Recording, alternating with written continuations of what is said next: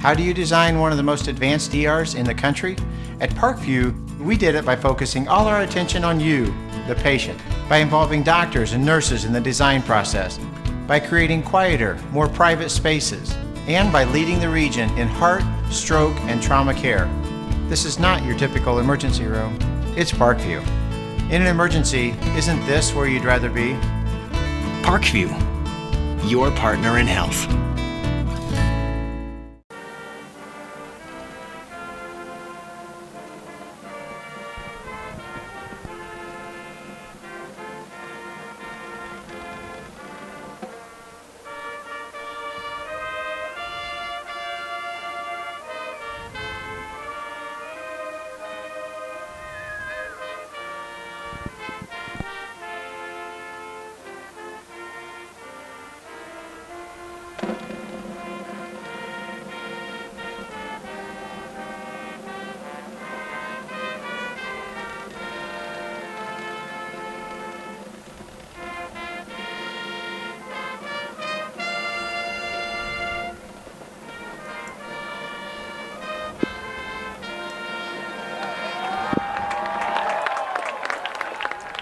Great job there by the Westfield band with the national anthem. Back to these stats, Ryan. These two teams look identical just about. Westfield comes in with 2,968 yards rushing. Snider with 3,488. Snider's top two backs are Money Woods, who has 1,182 yards, and Christian Covington, who has 998 yards. Looking at Westfield, Nate Freilich has 1,087 yards rushing on the season. Jonathan Swiden with 743. Andrew Sweet is the quarterback for Westfield, and he has 1,241 yards passing with 12 touchdowns on the season, just 3 interceptions, with a completion percentage of 54. Michael Hopper has 8 interceptions, 15 touchdowns with 1,206 yards passing, and he completes 61% of his passes. So you look at these two offenses, obviously both want to run the ball, and we know Snider has had maybe the best defensive line in the state all season long with Lawrence Johnson, Will Johnson. The likes of that defensive line has just been so great. What do you expect to see in today's matchup? It seems like quarterback play is going to dictate who wins this game. Yeah, absolutely. Whichever team really controls the center of the field and the trenches, per se, will probably win this game. And whoever wins the turnover battle definitely is going to win today's game, because it's been raining here and is still raining here and starting to pick up a little bit again. And Michael Hoppert has put the ball on the ground the last couple games. And the one thing we've seen is Snider's been able to stop the other teams when the turnovers happen, so the defense steps up. A little bit of bend, don't break defense that they have with their secondary. And they've been able to do that. But tonight's a different animal. I mean, they're playing Westfield Shamrocks, who are stout up front on both lines. Their defensive ends are outstanding. They get up the field, they tackle. Now, they don't produce a lot of turnovers, but, you know, tonight with the rain and the way the weather is, we just don't know what's going to happen. Well, let's take a look at this projected starting lineup for the Westfield defense. Number 47, defensive end Brian Skelton, a senior. Defensive tackle number 89, Colin Caldwell, a sophomore. Nose tackles number 52, Griffin Lickfelt, a junior. The bull is Brian Hubbard, a senior, number 8. Their field corners, Caleb Sandburn, he's a senior, number 7. The bound corner is number 27, Chris Zalto, he's a senior. Sam linebackers, Kobe Hauser, a junior. Mike linebackers, Jackson Garrett, a senior. Will linebackers, Hank Grenda, a senior. The bandit is Dylan Simpson, a senior. Strong safety, Justin Frey, also a senior. And Lucas Schultz, the free safety. So a lot of seniors here on this defense for the Shamrocks. Looking at the Snider offense, quarterback is number 10, Michael Hoppert. Running back is number 3, Money Woods. Wide receivers are number 2, Mac Hippenhammer, number 21, Jordan Gorman. And Ryan Mac Hippenhammer has really stepped up here in the postseason for these Panthers, both on special teams and as a receiver. The fullback is DeAndrew Stroud. Tight end, Bryson Haft. Offensive tackle, and the offensive line averages 251 pounds per man. Zendon Dellinger is the big guy, the senior, at 6'7", 310 pounds. Opposite offensive tackle is Garrett Carroll at 6'6", 260. Offensive guards are Jackson Reed at 5'11", 215, and Colton Hitton at 5'11", 240. The center is Joe Thornton, 6', 230. And Mac Hippenhammer once again will be your punt returner. The kicker is Paul Buseman. And expect the special teams to play a role in this game. Yeah, absolutely. I watched the news the other day with Justin Kinney, and he said, absolutely, if you're Westfield, the one thing you cannot do tonight is kick the ball to Mac Hippenhammer. All season long, teams did not kick to him, and for some reason, they decided to kick to him here in the postseason, and all he's done is return kickoffs for touchdowns and punts. Let's take a look at some of these numbers for the All-SAC receiver. He has 17 total touchdowns this year. 5 have come in the postseason. He has 45 catches for 608 yards and 7 touchdowns. 44 carries for 292 yards and 6 touchdowns. 12 kickoff returns for 474 yards and 2 scores. 11 punt returns for 266 yards and 2 scores. Folks, there's the Westfield Shamrocks, and this has turned into quite the postseason rivalry. Snider beat Westfield 32-24 in the 2014 regional, and Westfield won the 2013 regional 36-7. The Panthers are the defending state champions. Westfield, who then had current St. Francis quarterback Nick Ferrer, who once again is a first-team All-MSFA selection for the 2nd straight year. Last year, he was the MSFA Conference Player of the Year. But when Westfield had Nick Ferrer, they fell in the 2012 title game. The Panthers once again beat number 6 Mishawaka 31-7 for a regional championship, while the Rocks took care of number 9 Kokomo 45-7. And in that game, Ryan, Kokomo only got past the 50-yard line just one time. Ouch. So this defense is for real. Heading out to the center for the coin flip, that's number 13, the QB for the Rocks. That's Andrew Sweet. Number 7 for Westfield is Caleb Sandburn, the DB.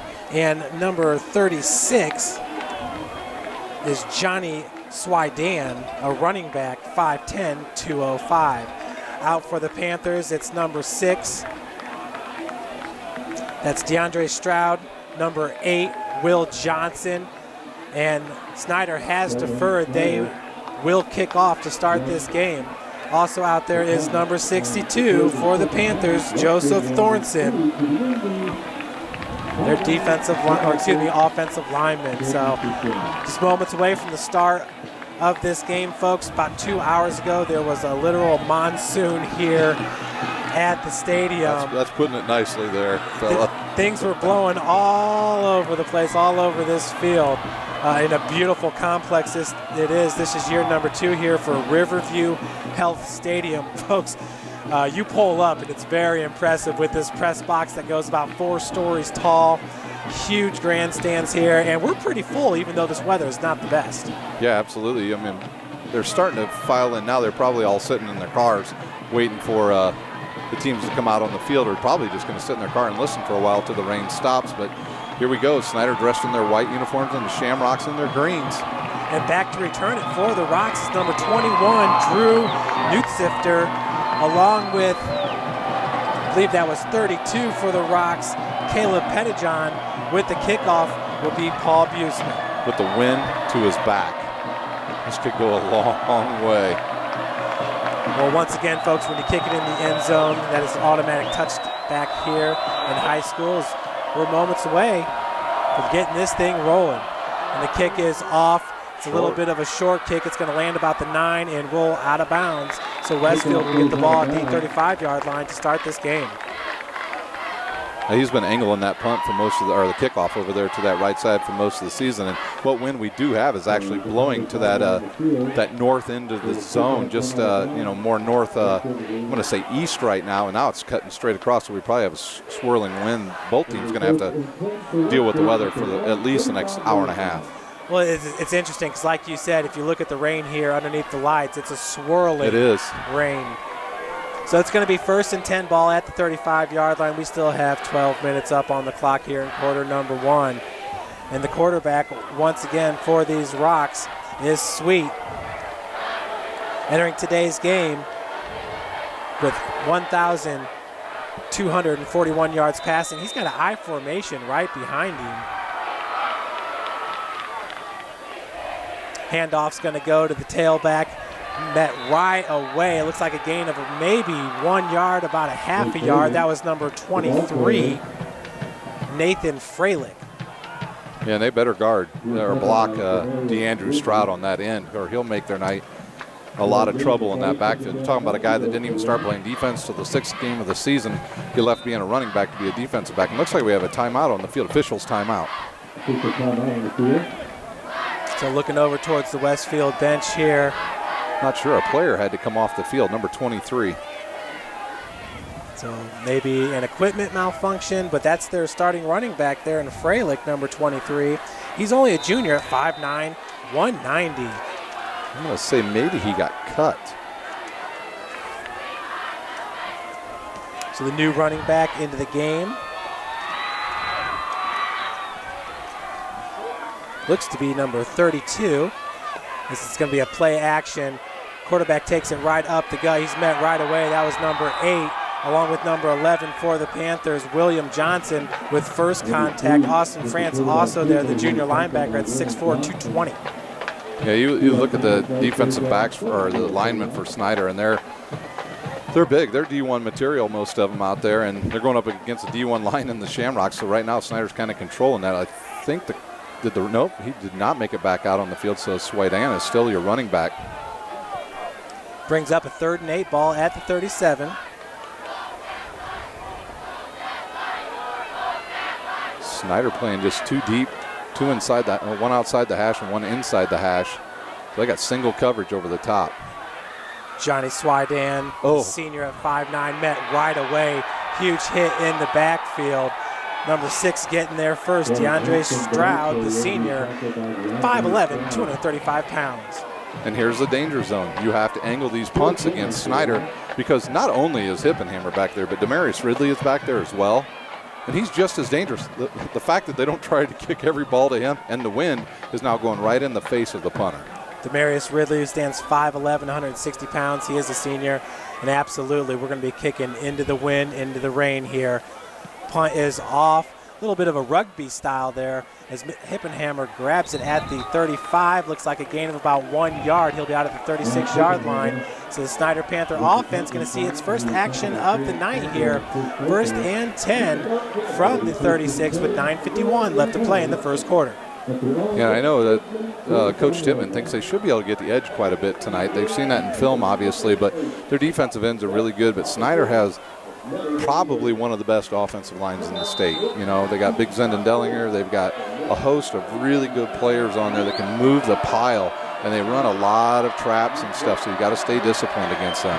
So that's Money Woods in the pistol formation right behind Michael Hopper, the junior quarterback who's a transfer from Bishop Dwenger High School. On the read. He's gone. He is gone. And he's got one man to beat. Hopper showing off the speed as he gets pushed out right around. Looks like they're going to mark him out at the 21-yard line. Huge gain on the play. Yeah, about 45 yards. Wow. Hopper is fast. If you're new to watching Snider on the internet, on YouTube or your station today, he runs a 4.3 40. So if you take a bad angle, you have no shot. Absolutely no shot against him. 4.3 40 is pretty world class. Yeah, he's fast. 1st and 10 from the 21, 9:44 on the clock. Hopper there on that read option. He's not the biggest quarterback, but definitely showing off his quicks there and his football smarts. Out of the pistol, the fake handoff goes to Money Woods, looking in the flat. The pass is complete, a big hit, but not before Bryson Half picks up a few. He's 6'5", 215. It was number 7 on the hit for the Shamrocks. Sandburn. Yep, Caleb Sandburn, the senior at 5'9", 170. Big stick here, obviously, this Westfield defense. You spoke highly of them after having watched some of the game film. But these guys are used to playing some of the best competition in the state in the regular season. Handoff goes to Money Woods, following his blockers. Just a little bit of a hole there. He found it. He's going to churn for about, looks like a 2 to 3 yard gain there for Money Woods, but that will bring up 3rd down. Yeah, look, it's a long 2 yards as well. You know, the caveat for them is they have a really good kicker in Paul Buseman, and if he kicks one tonight, he'll set the school record. Look for Hopper again to run that read option once again, or look for Stroud out of the backfield because they brought in some of the big boys. DeAndre Stroud getting the call from Hopper, who's under center. We got an I formation. Gorman out Big wide. hole. Handoff goes to Woods, but he's stuffed right at the line of scrimmage. That's number 42 for Westfield. Flag on the play. Hank Grenda was there for the Shamrocks.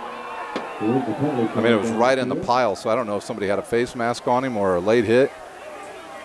And you would think that that would be in the area of a face mask, with the Rocks just trying to push Money Woods back. It seemed like the loss of forward progress happened a while ago.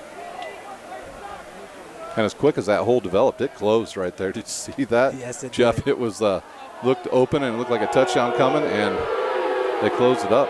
So the call does go against the Rocks. I'm not sure what he's signaling. Oh, here we go. It's like a personal foul. Personal foul. And that could be a lot of things when you get that pile building up, Ryan. Yeah, and that moves that ball inside the 10-yard line now. You got to watch for the tight ends here, and look, Shamrocks are going to take a timeout. So it's 1st and goal from the 7.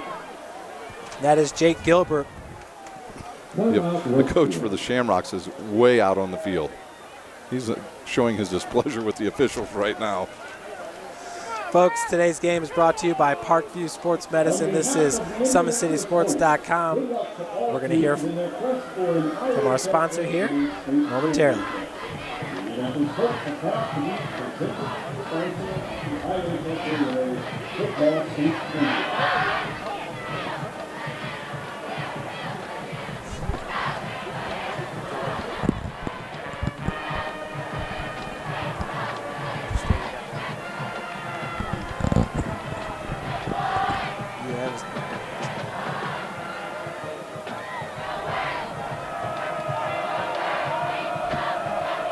Back to the action here where it's 1st and goal from the 8-yard line. We're scoreless with 8:30 left to play here in the first quarter. Money Woods out of the pistol formation right behind quarterback Michael Hopper.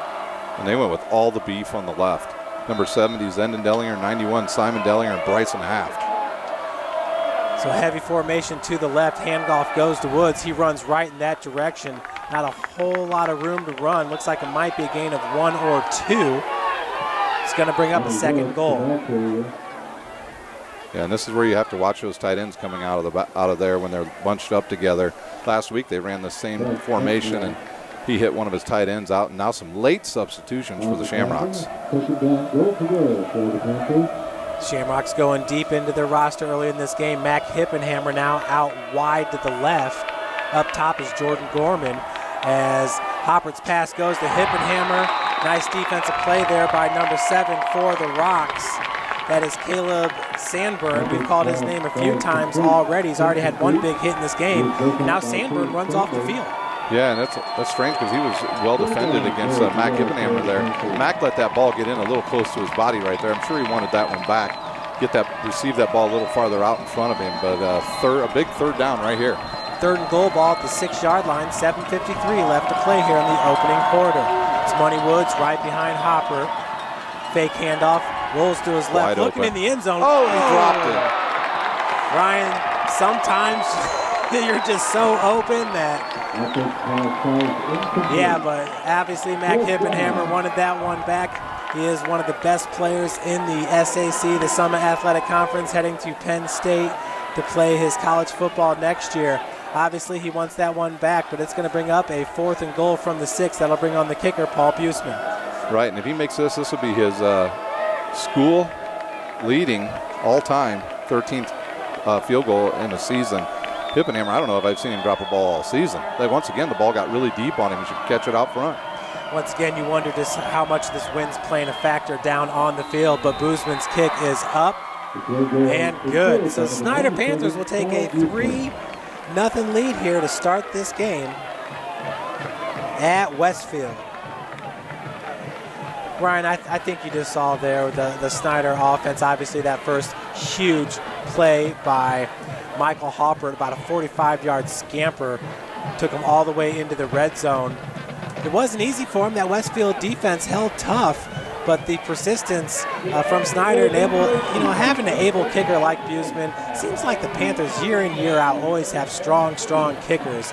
But they're on the board first here, 3-0. I'm sure Coach Tittman's got to be pretty happy. Yeah, on the road you score first. That's usually a good thing for you. You know, the Buseman's going to leave, and Jack James is coming in. He's a junior. He kicked a 45-yard field goal this year on JV, so they won't lose anything next year in the kicking game. In fact, you know, he's just as good and he's just as talented. He's just got to wait his turn at Snider. Yeah. Oh, and the ball blows off. The wind is blowing straight out of the west. It's hard here to our right, Jeff. You can see it really on these flags right outside our window. It's definitely calmed down a little bit from about an hour ago. As Buseman's kick, this time he's right down the center of the field. It's going to be received at the 2-yard line, bringing it out for Westfield. He's got a lane. And a beautiful looking return as he's got a seam. That's number 21, Griffin Pope. Takes it all the way to the 50-yard line. We said special teams is going to be huge today so far. All of our points have come from special teams, and that's a great return. That's going to spark some life into this Shamrock offense. Yeah, it looked like Snider looked like they had set up for it to be deep to the right and just nobody over there on that side. Great play by the Shamrocks. Now they have great starting position right out at midfield. See what they can do here. See if they try to pass first, run second, but we'll see. And it's going to be Swidan back there as the tailback in the pistol formation. The handoff goes right to him. Nowhere to go. He's hit in the backfield, getting there first and getting off the ground. Looks like that was number 11, Austin France for the Panthers. The middle linebacker must have been in on a blitz because he hit Swidan just about as soon as he got the ball. Yeah, I think as soon as he saw that A gap open up, he just filled it and was able to get in the backfield. I'm not sure. You know, really, to be honest with you, have either one of these teams been tested in the last 4 weeks? Probably not. So it's going to be a time of adjustment for both teams. And it looks like now the Shamrocks are going to run in another tight end. Freilich's back in the game, number 23. He did start for the Shamrocks, but got pulled right away. Not sure if he had an equipment malfunction, but he's back in, the 5'9" senior tailback at 190 pounds. Little shifty run. Looks like a gain of about 1.5 before getting hauled down by the Snider defense. Getting up last off the pile is number 90 for the Panthers, Lawrence Johnson, a junior at 6'4", 295. And Ryan, a lot of colleges are looking at Mr. Lawrence Johnson, aren't they? Yeah, he's been up to Notre Dame on numerous occasions. He's been to Michigan State. He's your prototypical inside guy. He needs to lose some weight, but he'll get there. It's 3rd and 11. Handoff goes to Freilich, who lost his footing. Looks like a loss of about 1 yard. That's hard running to the edge in this wet conditions right now. They're actually going to call that a loss of 2 yards, so they'll bring up 4th and 13. And pretty soon here, it looks like Westfield, I mean, if Snider's going to keep loading the box, they said all week they're going to make Westfield one-dimensional. They're not going to let them run the ball, which is a great philosophy for any team, really, if you can do it. And Snider can do it. They've proven it week in and week out, the number 1 ranked team. Once again, back to return, it's Ridley. Ooh. Near block I think it got tipped.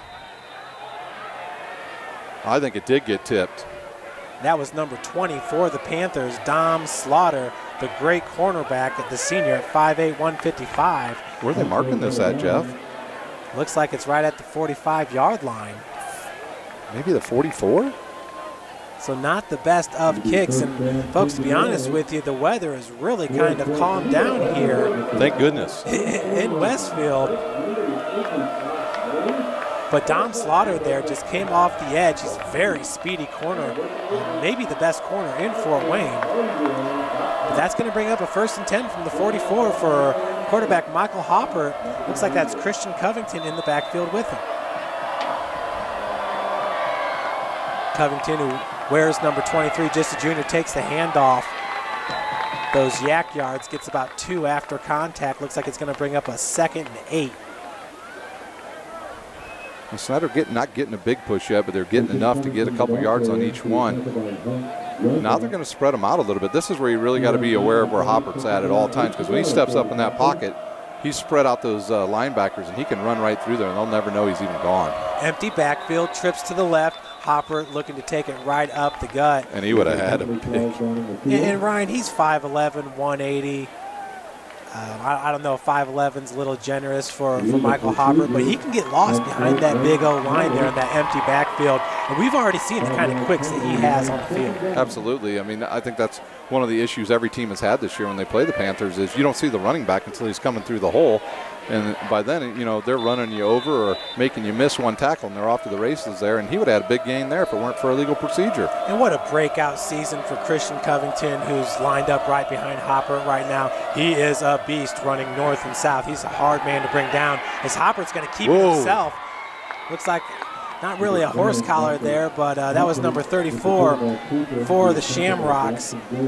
Jackson Garrett, the senior, at 6'2", 205. Just kind of got up around the neck right there. You know, the game is played so fast, especially with a guy like Hopper back there.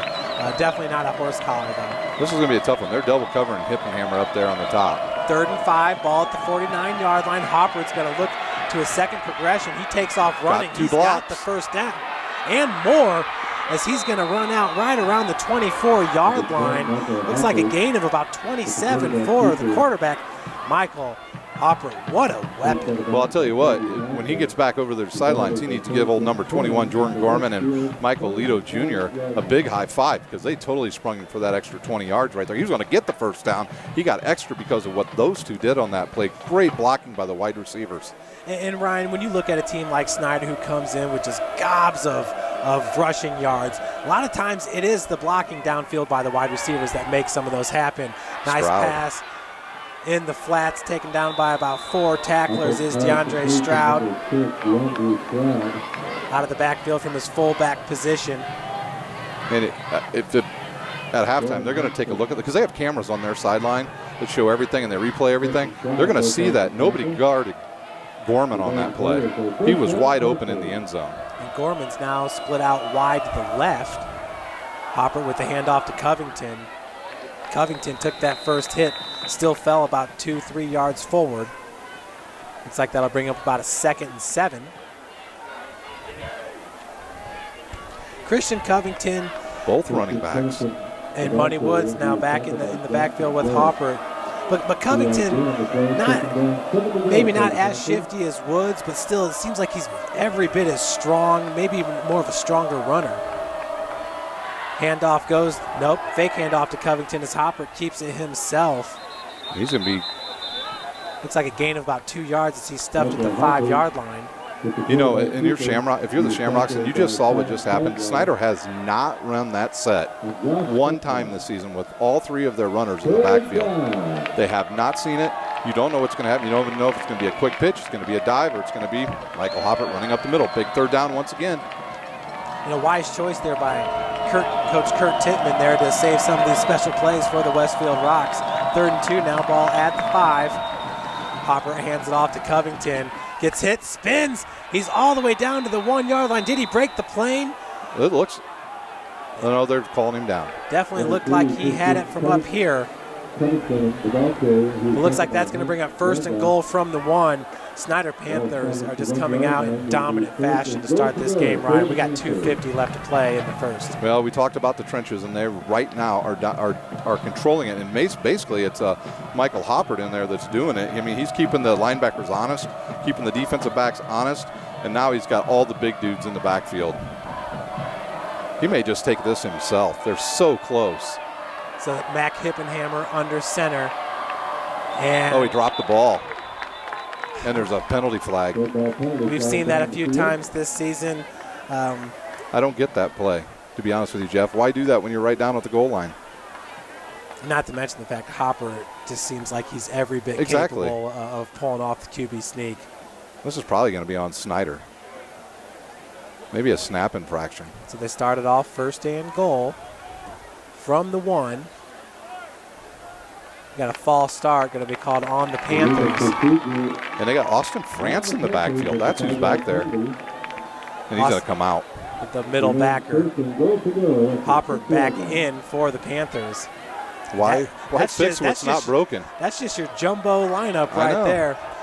And I'll tell you what, you face that a few times, and the defense is going to come off just a little bit more hurt. And, you know, they want to get points on the board here before this quarter is over, because they're going to be going in the win next quarter. 1st and goal from the 6. Fake handoff. Hopper now looks to keep it himself. He's brought down at the 6-yard line. That looked to be number 35 for the Westfield Shamrocks, and that is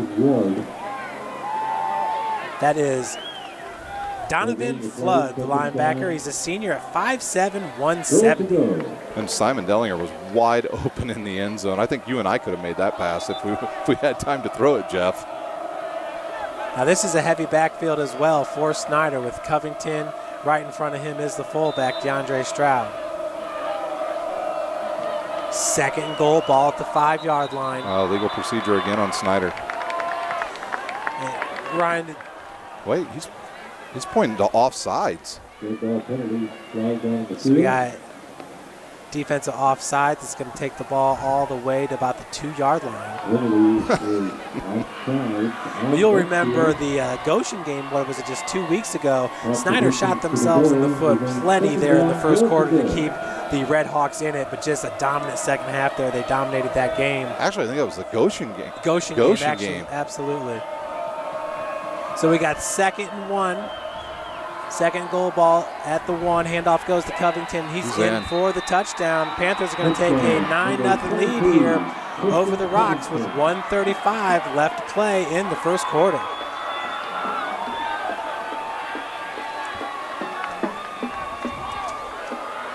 So for Christian Covington, that is his 18th touchdown on the season. He's just the power back, you know. He doesn't look like that much, but then when you see him undressed, man, he is ripped. No, he does look like he's a pretty big boy. Boozman with the PA point after attempt. It's good. Snider up 10-0 here over the Shamrocks with 1:35 left to play in the first quarter. And one thing, Jeff, you have to realize what the Panthers is. This is where it's kind of that danger zone thing with them, because if you go 3 and out here and they score on you again, you're not going to be able to run the ball anymore. You're going to have to start putting it in the air a little bit, and that's what makes them so dangerous. We've seen the last 3 games, the last play usually of the first half, the biggest play of the last half, they score. You know, they've deferred. They're going to have that chance probably, and the Shamrocks are going to have to answer right here with a really good drive. And that happened in that Goshen game there and late in the second quarter when Hippenhammer followed a Red Hawk touchdown with a kickoff return for a score. And totally changed the momentum right back to the Panthers. Absolutely. So, you know, good thing for the Shamrocks is their last kickoff. They returned it about 50 yards out to the middle of the field. So see if they set up that same type of return right here. Now it looks like the rain is picking up here. Once again, this is Riverview Health Stadium, and it's beautiful facility here at year number 2.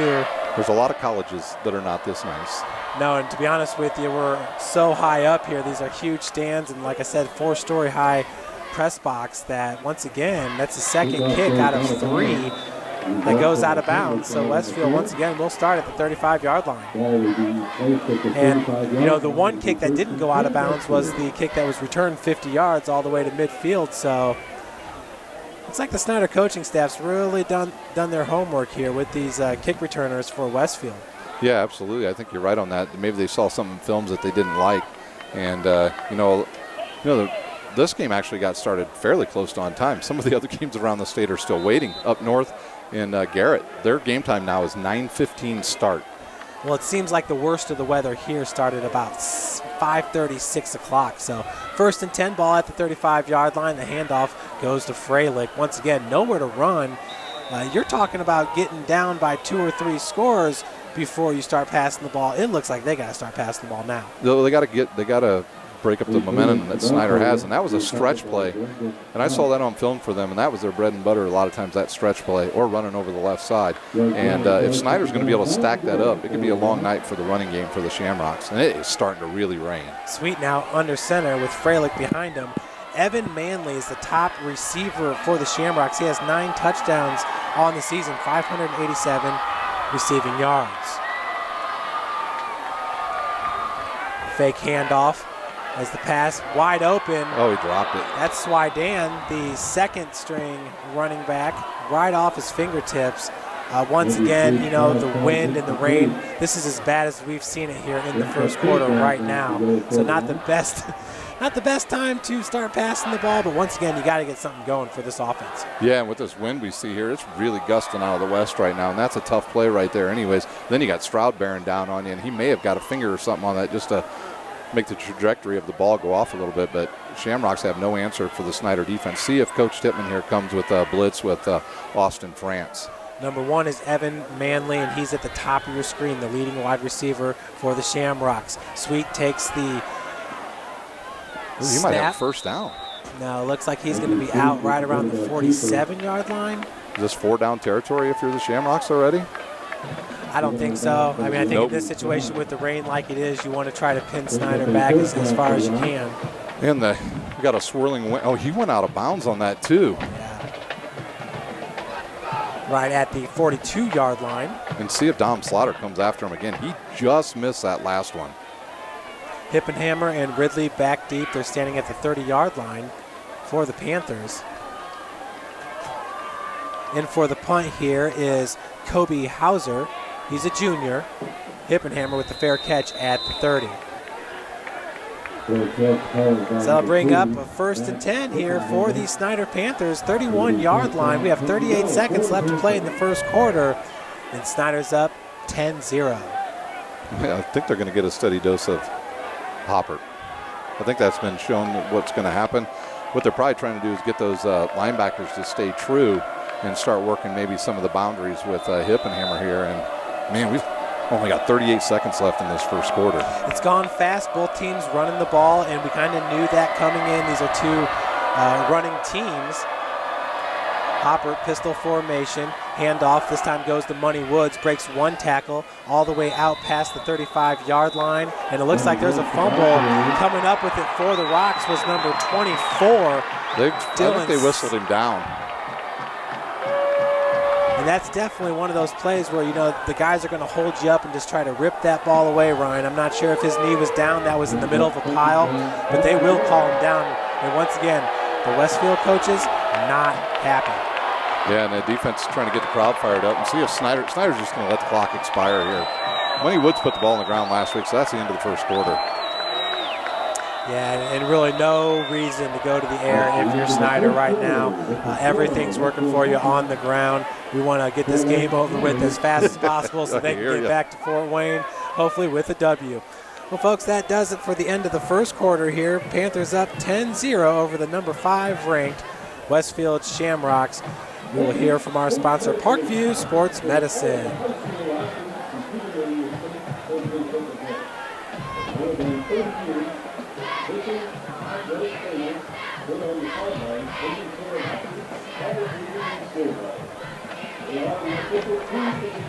I'm glad you got Parkview Sports Medicine on there.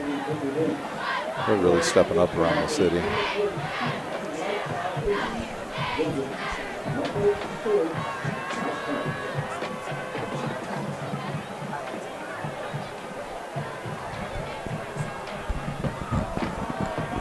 And we are back, Ryan. What an impressive first quarter here for the Panthers. It doesn't look like the weather conditions are going to change anytime soon. No. So if the Panthers can keep the ball on the ground and be successful as they have been, I really don't see anything changing.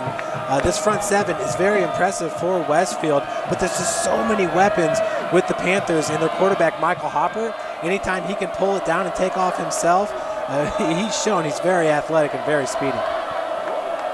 2nd and 5, ball at the 36. Fresh 12 minutes here in the second quarter. Garrett Carroll there moving the left tackle for the Panthers. He's going to move him back 5 yards. They had a nice play on there right there because Hippenhammer was going to be wide open on a little arrow route out here to about the 40-yard line. I mean, there was nobody out there. He would have been wide open. But Snider shoots himself in the foot and has to go back 5 more yards. Garrett Carroll, just a junior at 6'5", 260. Hopper fakes the handoff, keeps it himself. Looks like a gain of about 7 yards all the way up to the 37-yard line. Yeah, if he could have got to the inside, he probably would have broke that one for a touchdown. I mean, he went to the outside, which is pretty smart. Now a manageable 3rd down right here. Hopper, once again, a transfer from Bishop Dwenger High School. So at one point there at Bishop Dwenger, you had Aaron Nieves, you had Pachelny, and Hopper, all quarterbacks for that program. Hopper fakes the handoff. Under pressure, he's able to elude one tackler. Finally brought down at about the 41-yard line. That was number 42 for the Shamrocks. I think Snider will go for it. That's Hank Grenda at 6', 205 pounds. No, they're going to punt. On their side of the field, probably a good idea right here, especially with the wind swirling tonight. Once again, though, they will be punting into the wind and the rain. But it's funny, you know, the weather was as bad as we've seen it all night, well, during the game regulation. When Westfield last had the ball, it's calmed down a little bit right now. Here comes it. Oh, they got that. They got a piece of it, so there will be no roughing the punter there as Boozman did fall down. And Westfield's going to have great field position. I guess you were right, Ryan. Maybe they should have gone for it there in that situation. But Westfield is going to bring the house. They're behind right now, and they need momentum. They're going to do whatever it takes. So I look for them to really try to go downfield here. Maybe look for a tight end, you know, over the middle, because you got the linebackers coming up on every play action that you've got. So you'll have your tight ends down the seam. Now they are going to spread it out a little bit. They got three wide receivers and a quarterback back there all by himself. Tight end down the middle seam. That would be nice. Sweet under center. Man in motion as the handoff's going to go to Swidan. He's met right away but falls forward for a gain of about 3 or 4 yards. So a tough run there. Getting there first with the contact was number 77, Zachary McDowell, a junior at 6'2", 275. And Ryan, you've been very impressed with his play this season. Yeah, absolutely. You know, and a lot of teams are actually projecting him at the college level actually to be an offensive lineman because of his footwork. So pistol formation, Sweet. He's going to hand it off. Swidan, once again, nice run right off the right tackle. He's looking to get past Dom Slaughter, who wrestles him down all the way at the 29-yard line. What a big-time gain there of 19 yards. Wow, that's a great play. Great play. A little trap action there by the left guard that came around and took out DeAndrew Stroud, and he was able to get some good yardage right there. That's like their real first positive yards they've had in the entire game. And that was a tight run there by Swidan, right off the right hip of the right tackle, this time right up the gut. As this offensive line now is starting to get some surge here. Looks like Swidan with a gain of about 3 yards, maybe 4. That's going to bring up a 2nd down and 6. Impressive running by the big senior running back. That's Johnny Swidan at 5'10", 205. And they've been able to move that line a little bit of the Panthers in this second quarter. Quarterback Andy Sweet is a senior at 6'3", 190. Same play. Looks like he's going to be short of about 2 to 3 yards at the first down. That'll bring up a 3rd and 2. You know, I'd imagine with this wind, this will be 4-down territory no matter what for the Shamrocks here. In fact, I probably would suggest it anyways. 9:26 left to play, 3rd and 2, ball at the 22-yard line. Manley spread out wide to the left. Keeper by Sweet breaks one tackle. Nice little juke move as he turns the corner. He finds the pylon. A 22-yard scamper for Andy Sweet. And just like that, we got a ball game, Ryan Downer. Yeah, that was a great play there. He had a little read option there. As soon as he saw the defensive end come down for the Panthers, he just took it out of the belly of the running back, got the edge, and outran, I believe that was Taj Starks to the corner. Andy Sweet, who entered today's game with 525 yards rushing under his belt on 83 attempts for an average of 5.2 yards per carry. Ryan, that's his 5th rushing touchdown on the season. Yeah, it's just like, what? Was there a penalty? They're taking it back. There's a penalty on, well, I guess I can erase this. It must have been a hold. It was a spot of the foul penalty.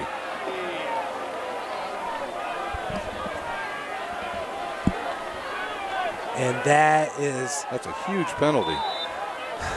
That's just a demoralizing foul right there, Ryan. His momentum was going with Westfield. What a great offensive possession they have had so far here in their, I believe it's their 4th offensive possession of the game. Sweet now 3rd and 12, ball at the 32. In the flats, was looking for Swidan. No, that's And I don't know about that. Looked like Swidan was about a yard behind Sweet when he threw it. They whistled him down. Yeah, they did whistle him down. Picking up the loose ball was Manley, Evan Manley, the senior wide receiver. And you know, the biggest thing about that penalty is, look what down it is. It is 4th down. So that Wow, that is a huge penalty, Jeff. I mean, I totally forgot what down it was, and now I look up and it's 4th down. You know, this is an area you could fake it here. Looks like they're going to try a field goal. Yeah. So a field goal would be about a 49-yarder. And I think they're discussing whether this possibly could have been a fumble. And if so, it would have been blown dead at about the 37 or 36, correct? Yeah. But I don't think they can do anything other than put it right where it was at this point. I don't think there's much that you can do. If anything, looks like it might have been a loss of about 3 or 4 yards. It definitely looked like a backwards pass. Yeah, I think you're right. But Sweet going to come back out. And this could be in the area of a little pooch punt for the quarterback. Try to get him pinned inside the 10. Once again, Snider on offense would have to work against the wind. So getting them pinned back in the Westfield, or excuse me, the Snider end would be good. I think if for anything for Snider, they'd rather have it exactly where it's at. You know what I'm saying? Because if they're saying that they picked it up and got tapped at the 30, you know, it changes it a little bit, not a whole lot. But I think if you're Snider right here, you're like, okay, let's take our chance with the punt here. The wind's swirling. He's going to kick another one off the side of his foot. Maybe we get lucky here. Maybe it's a bad snap. Or maybe you get lucky, the wind picks it and kicks it through the back of the end zone, you're out at the 20. Exactly. So, you know, Snider should feel very fortunate here, which they left the offense on the field. They're going for it. We got trips to the left here. Looks like a tight end right. 3rd and 12. Slide in the backfield with the quarterback, Andy Sweet. Some of the fans are not real happy right now. They got 3rd down and 12, ball at the 32. Are they replaying it? Fake handoff, Sweet looking downfield, has a man, it's number 32. It's overthrown. Ridley with the interception, hauled down in the end zone. So Snider will take over 1st and 10 from the 20. What a great interception by Demarius Ridley, the senior at 5'11", 160. Yeah, but how do you replay a play? It was just strange. I don't understand that call right there, but. And I'll tell you what. Oh, Coach Jake Gilbert, you kind of feel for him right now because every single kind of questionable play has gone against Westfield in this game. Yeah, absolutely. You know, I've seen strange things happen before, but that one definitely was one of them right there. But I will tell you, Andy Sweet showing off the speed there for the 6'3", 190-pound quarterback. Very, very impressive. And it's one of those things where I think Westfield's going to have to get him more involved with that read option. Yeah, they saw some good stuff in that drive, and they'll go back to that for sure. We'll see what Snider does here. They're deep in their end zone. So Ridley was down at the ball at the 3-yard line, so it's 1st and 10 from the 3. Handoff goes to Christian Covington. Wow, it gets out of the pile. Wow. All the way to the 16-yard line. I thought that Covington was going to be down about the 3-yard line as he was met at the line of scrimmage, broke right through that, and that shows you the strength of Christian Covington. Kind of reminds you of Ezekiel Elliott, the Dallas Cowboys rookie running back. He's strong. Yeah, and if number 48 had not made the tackle, Elijah Lennon there, he would have been off to the races. 1st and 10, ball at the 16 after the 13-yard gain. Covington this time to the left side, cuts back, gets about 3 extra yards all the way to the 25-yard line. Nice, patient running there by Christian Covington. Yeah, and I told you in the pregame, I thought Covington, of the 2 backs that would have a bigger game tonight, it would be Covington. He's a little bit stronger. He's a bigger fella. He runs through tackles, but he makes a lot of people miss, and Snider is rolling again on offense. He's got deceptive speed for a big man. 2nd and 1, ball at the 25-yard line. Once again, Covington, the workhorse on this drive, found the seam, taken down at the 41-yard line. Getting the tackle on the play. Looks like that's number 37 for the Shamrocks, Justin Frey, a senior at 5'11", 160. And, you know, when Snider's offensive line just keeps leaning on you and leaning on you, you eventually wear out. Ask the 9 schools in the SAC about that. You know, we saw the same thing with Bishop Dwenger last year as they went to state and won a state championship with that big offensive line they had. Fake handoff by Hopper. He should have given the ball to the running back right there. Most definitely, but he was able to roll forward for about a gain of 1. So making something out of nothing was Michael Hopper there, but absolutely, I think he wished he would have gave it up.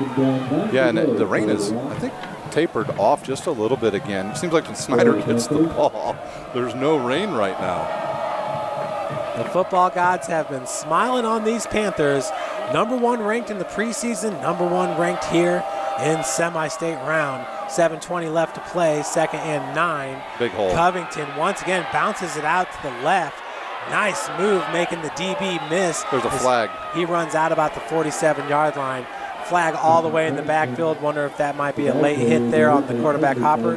He went over and talked to the Snider bench, so I think it's coming back as a hold. And it's a spot of the foul, too. That's a big one. It's going to make it 2nd and 19. But Snider Westfield has not been able to slow down this offense, and it started from the get-go. Ever since Hopper broke that, what we estimate to be about a 45-yarder on that first offensive possession, they're rolling. Right, and Snider, even if they get 10 of this back or even 12, 15 of this back and have to punt, they will have flipped the field on the Shamrocks. 7:12 left to play here in the second quarter. It's 2nd and 19, ball at the 26.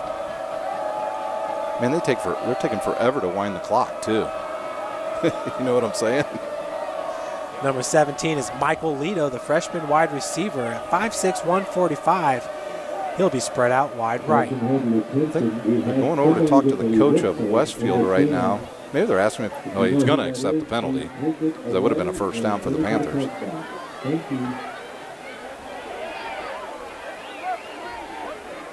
But we had referees talking with Snider coach Kurt Tittman, and now over talking with Westfield coach Jake Gilbert. It might be a little bit of, hey, let's knock it off. There might be a lot of talking going on out on the field right now. There was a lot of talk on Twitter. Or what was the other one you told me about? Snapchat. There we go, that one. That's the popular one. Our camera guy's laughing because now he just figured out I'm really old.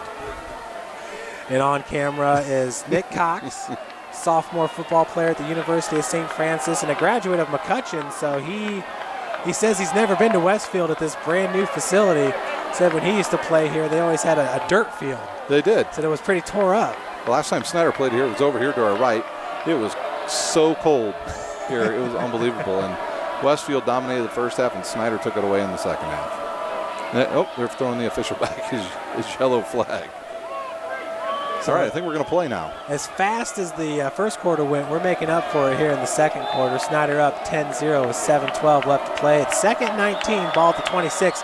Empty backfield. Hopper with the quick throw, looking for Lito. Lito is hit right away by number 27 for the Shamrocks, the cornerback. That's Chris Zolto. That was a big hit. Big hit. I'm surprised he went that single side right there, but it was probably a pretty good move. That's a freshman out there, Michael Lito Jr., trying to catch that ball in a big situation here. It's a big third down. I would imagine Snider goes with some type of draw or even screenplay here. And on that reception attempt there by Lito, I thought he did a good job using his body to shield that defender, but the bigger senior just hit him a little hard. Handoff goes to Covington. He's going to spin all the way to the 42-yard line.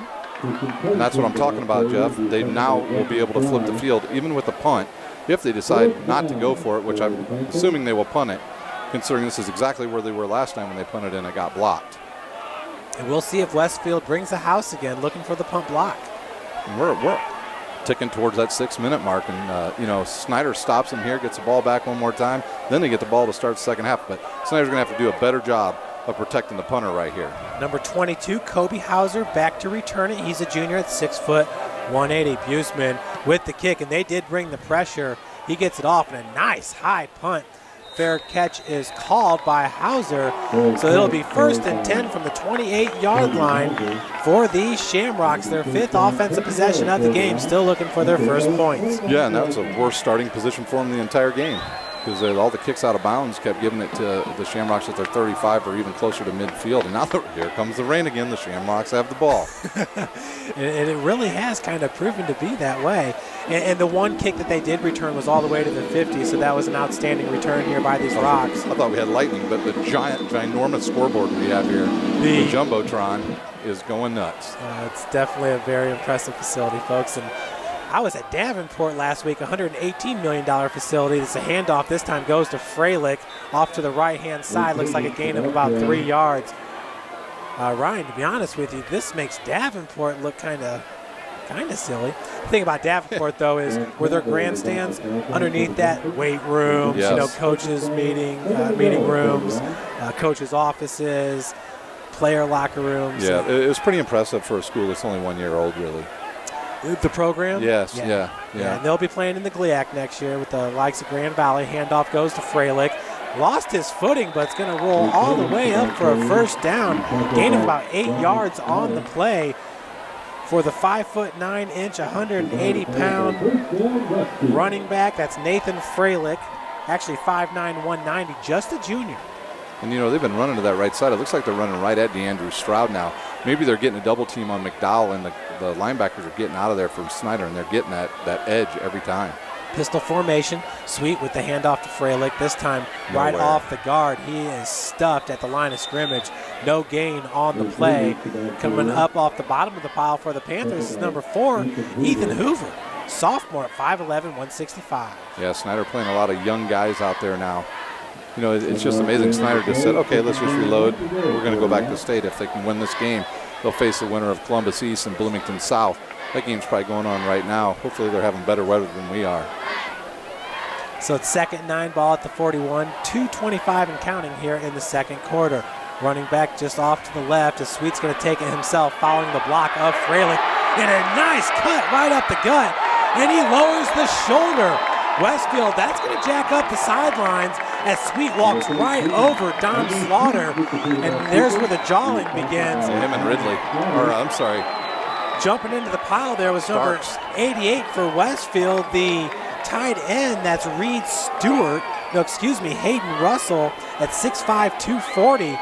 That's going to jack up these Shamrocks. That's exactly what they need right here. Yeah, and Vince Campbell, the outside cornerback for the Panthers, he just simply ran away from that play. He needs to get in there and fill that hole.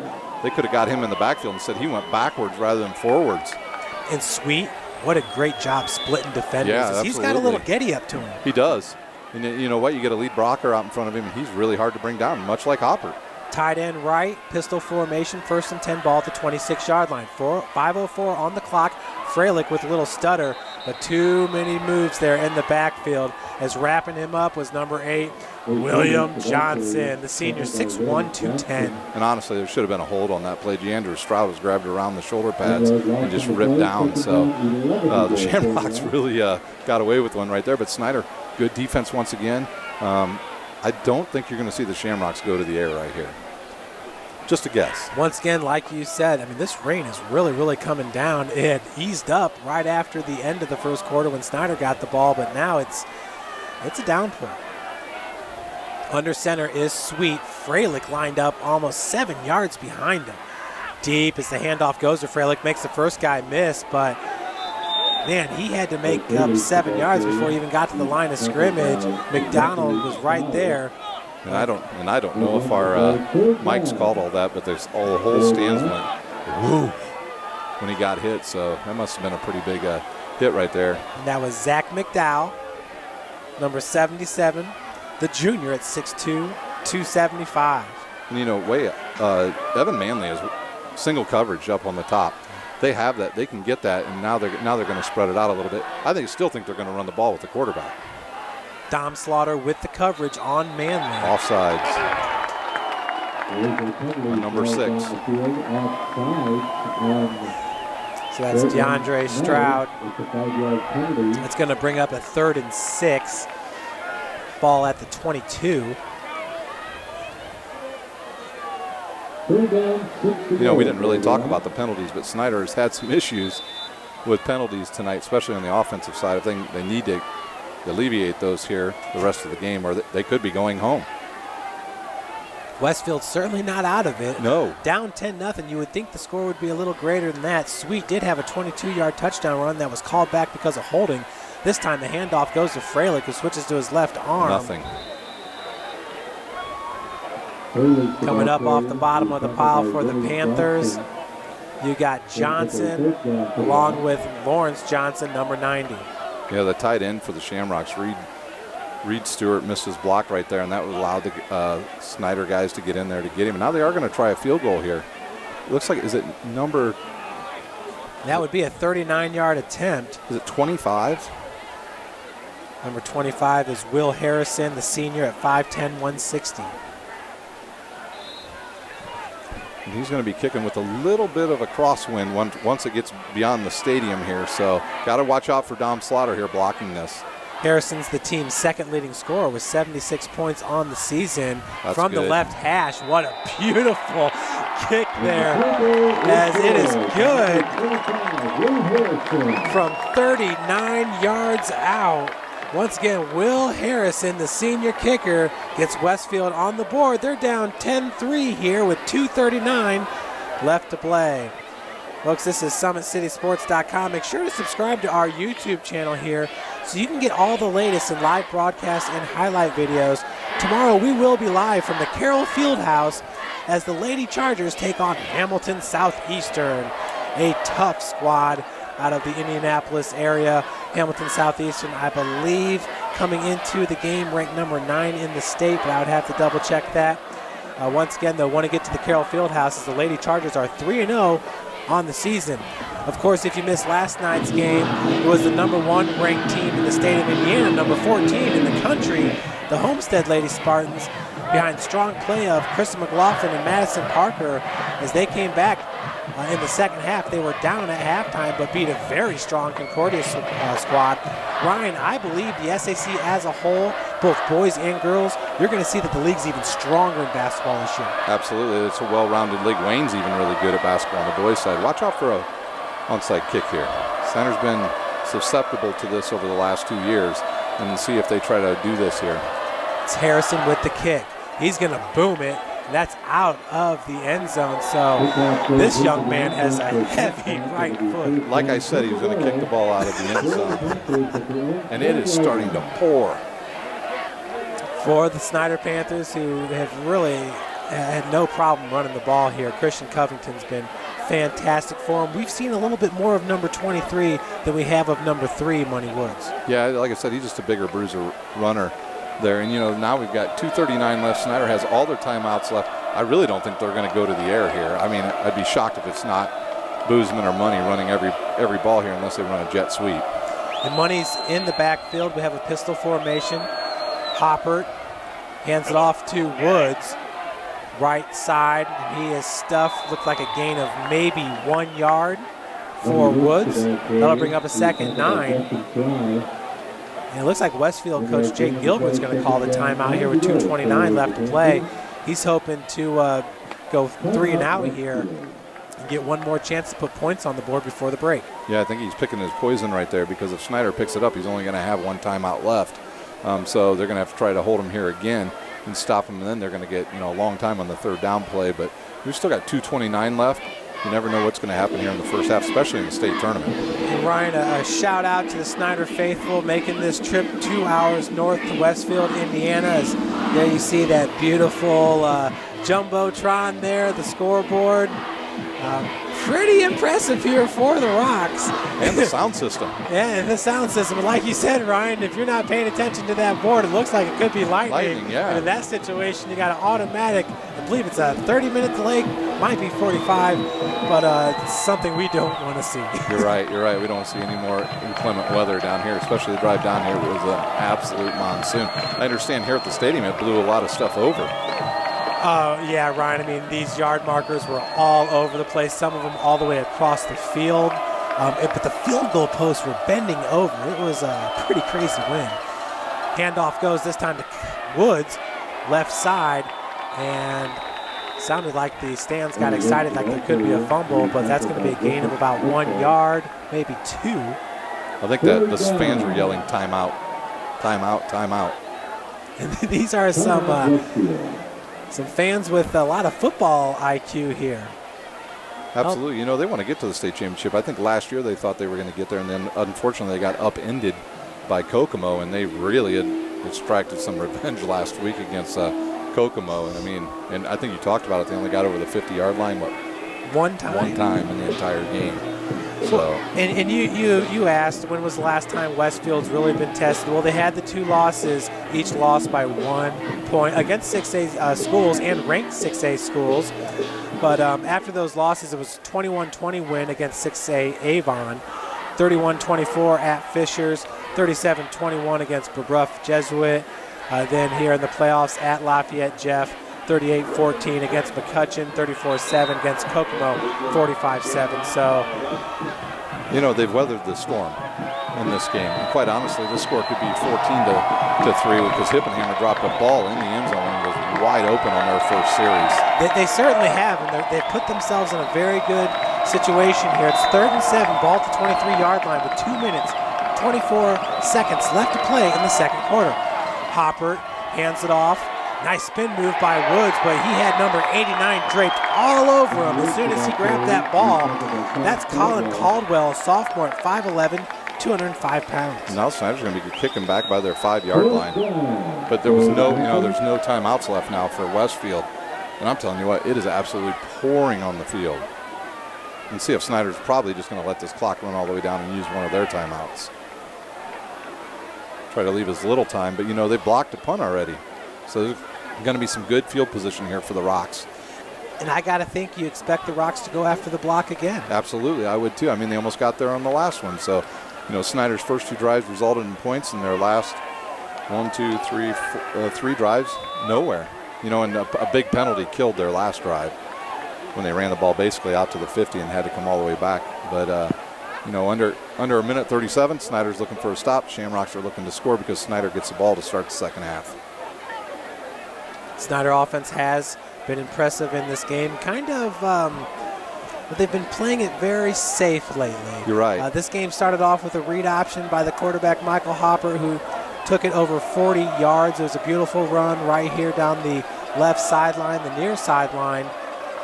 But lately, just a couple runs off tackle. And you got to give it up to this front 7 of Westfield. You said it in the pregame. This is a stout defense. Yep, and I just looked at the radar, and it's not going to stop raining for a long time.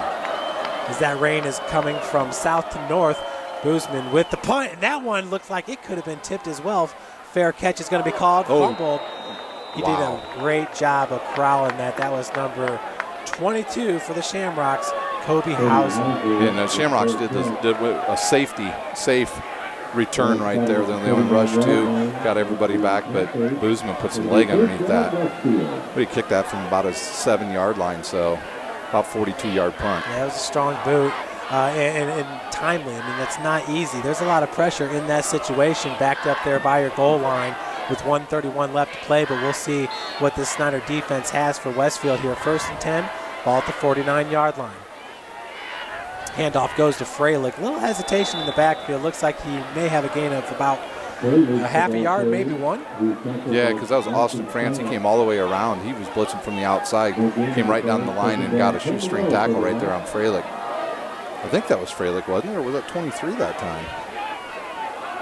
Yeah, that's 23. Yeah, it was Freilich. Nathan Freilich.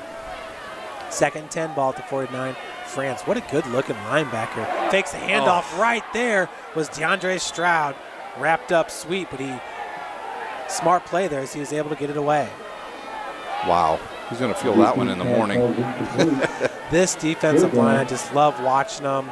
And for me, it really started at the RAS camp there on the summit of the campus of the Summit. But AWP holds that camp, I believe, with Bedrock Youth Sports. And Johnson, Lawrence Johnson, Will Johnson, they were dominant in those one-on-one drills. Yeah, and Zen and Dellinger are also a part of that. It was the best of the best there of the O-line, D-line. Yeah, and I think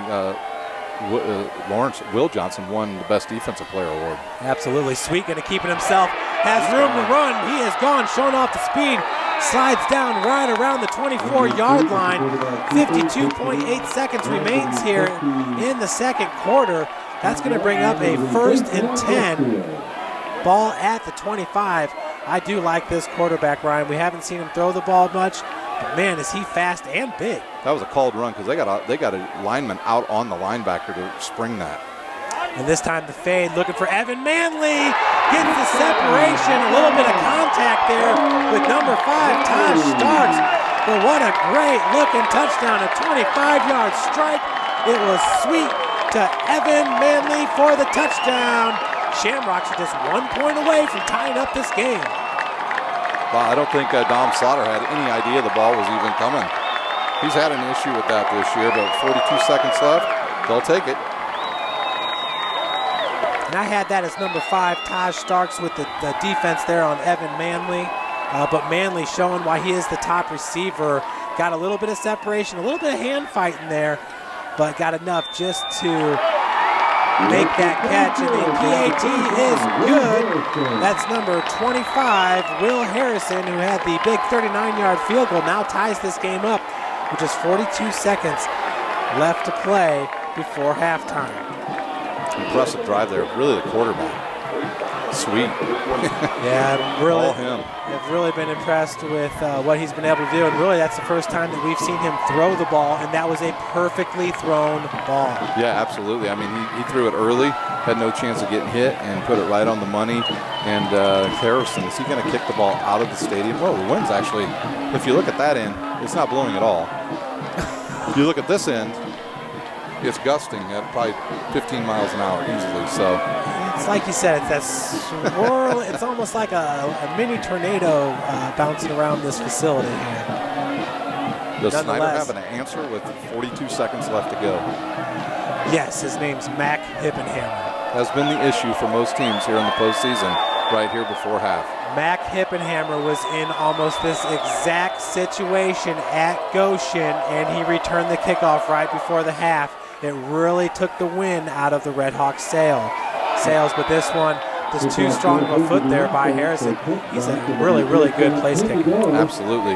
Westfield has always had good kicking here, so, you know, Snider, will they even try to throw here? Will they just go with Covington and try to work what he did before when he was getting big yards, or will they look for some tight ends here? We'll see what Snider decides to do, because they don't really want to do anything too terribly here because they get the ball to start the second half. Last thing you want to do, obviously, is turn it over on this end of the field where we've already seen this field goal kicker for Westfield. He could probably knock it easy from 50 yards out. Absolutely, and maybe they just let Hopper run the read option and see if he can find something on the edge. Well, Hopper has Covington right behind him out of the pistol.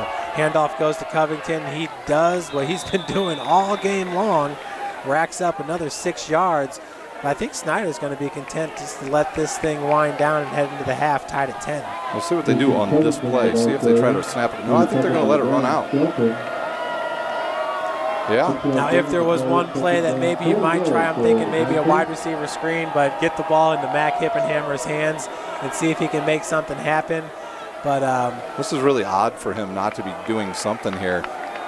You know, just shutting it down before halftime. This is something we haven't seen out of Coach Tippmann. Maybe the Shamrocks have proven that, you know, you're not going to run on us anymore. Well, and right now in this situation, we do have heavy rains. That's number 76, an offensive lineman from Westfield, addressing the fans there, trying to get them pumped up. Spencer Stekra, the senior, 6'6", 290. But what an exciting first half. Snider really dominated from the onset, but Westfield really settled down. And as I said earlier, it seemed like all the close calls went against Westfield. And instead of those guys folding and really just kind of pouting about it, they have rallied around each other and really put together a strong second quarter led by their quarterback, Andy Sweet. And Ryan, this is turning into be an exciting game. Yeah, I imagined it would be. I mean, these are two of the top 5 teams in the state of Indiana in 5A. Westfield has played great all year. I mean, the teams they lost to were no slouches. Brownsburg was legit. They're one of the best quarterbacks in the state of Indiana. And, you know, I figured they would come out and play a really tough game against Snider. You know, we'll see in the second half, Snider's been there, done that. They've been in this big situation and was able to move on. Will Westfield come out with the same energy and passion? Yeah, we're going to know in about 15 minutes. Well, folks, we're going to take a little bit of a break up here in the booth, but we will be back with you for the start of the third quarter. Once again, my name is Jeff Mahoney. Sitting in with me is Ryan Dellinger, and on the camera is Nick Cox. Folks, we're going to try to get some stats for you, and we'll be back up right before the start of the third quarter, so stick with us. Remember to subscribe to this YouTube channel, SummitCitySports.com, so you can get all the latest in highlight and broadcast information. We're in Westfield, Indiana, the beautiful facility here at Westfield High School. It's called Riverview Health Stadium, and folks, it is first class all the way, no doubt about it. We do have some halftime stats to go over with you. Ryan, just real quick here at the break, 185 total yards for Snider, 129 for Westfield. Snider got a majority of those, I think, in the first quarter. Westfield, the total opposite in the second quarter. But not a bad output given the conditions. Yeah, absolutely. Both teams have been able to establish a run game, especially Westfield here in the second quarter, Snider in the first quarter. You know, I think that total yardage is a little misleading because of the great field position that Westfield has had in almost every drive except for one. You know, they've been starting at their 35, 47, 35, 45, and even at the 50 once. So, you know, they aren't getting long field opportunities to drive their run or their total yardage up. And quite frankly, I was outside. I wouldn't shock me if we didn't see another pass the rest of the game because it is blowing at least 35 miles per hour straight out of the west. The temperature has come down. So, and if it comes down to a field goal game, the Shamrocks have a guy that can kick it from 50 yards plus. So, and we've already seen that with Harrison, number 25, Will Harrison, the senior at 5'10", 160. Folks, he hit a 39-yarder that split the uprights. Had about 15 more yards to it, Ryan. It sure did. And his one kickoff, I think, landed and down by Hamilton Southeastern High School. He kicked it so freaking far. And then the other one just landed at the back of the end zone. So, you know, he's got a big leg, and he's going to have some wind behind him. And I think we're in for a whale of a second half. You know, Snider, they like to play some great games against Westfield, and these two teams are familiar with each other. I don't think they like each other right now. And one thing we haven't seen, knock on wood, one turnover only, and that was an interception by Ridley when they took a shot deep, and he picked it off. So the team, I think, that wins the turnover battle here probably wins the game, and the Rocks look really good on offense right now. Well, Andy Sweet, the quarterback for Westfield, is 1 for 4, so he's only got 4 passing attempts. Michael Hopper, the quarterback for Snider, the junior, is 2 for 5, 16 yards. He's had a long of 11. But Sweet, only 1 completion, but it was a big one. It was. It was the Evan Manley here, right at the pylon. Manley did a really good job of getting separation. A little bit of hand fight, a little push there at the end, just enough to create that about 1 yard, 1.5 yard space as he hauled it in. Number 5, Tosh Starks with the coverage. It was tight coverage, but Manley definitely showing that, and he is their leading receiver with over 500 receiving yards, but just showing that he has that wide receiver IQ, knows how to position his body, knew how to time that pass, and caught that touchdown that tied this game up at 10-10. But let's go over some of the stats here. Snider with 6 first downs, Westfield with 5. Snider had 23 rushes for 169 yards. Westfield had 21 rushes for 104 yards. Snider with 16 passing yards, 25 for Westfield. Of course, Snider's 16 passing yards came on 2 completions. Total offensive plays, 28 for Snider, 185 total yards. 25 total plays for Westfield, 129 yards. Snider has had 1 punt return for 2 yards, 0 punt returns for Westfield. Westfield had the 1 kickoff return. That was a 45-yard return all the way to the 50-yard line. The other 2 kickoffs for Snider went OB, and Westfield got to start at the 35-yard line. Snider with 3 punts for an average of 24 yards, and I believe one of those was blocked, maybe 2 of them. One of them was partially tipped. 3 punts for Westfield, 23.3 yards an average. And we did see some of the worst weather of the game came during those Westfield punts. But on one of them, Dom Slaughter may have got a hand on it as well, as we saw that ball kind of migrate to the left, and it was about a 15-yard punt. Fumbles lost, 0 for both teams, 0 fumbles for both teams.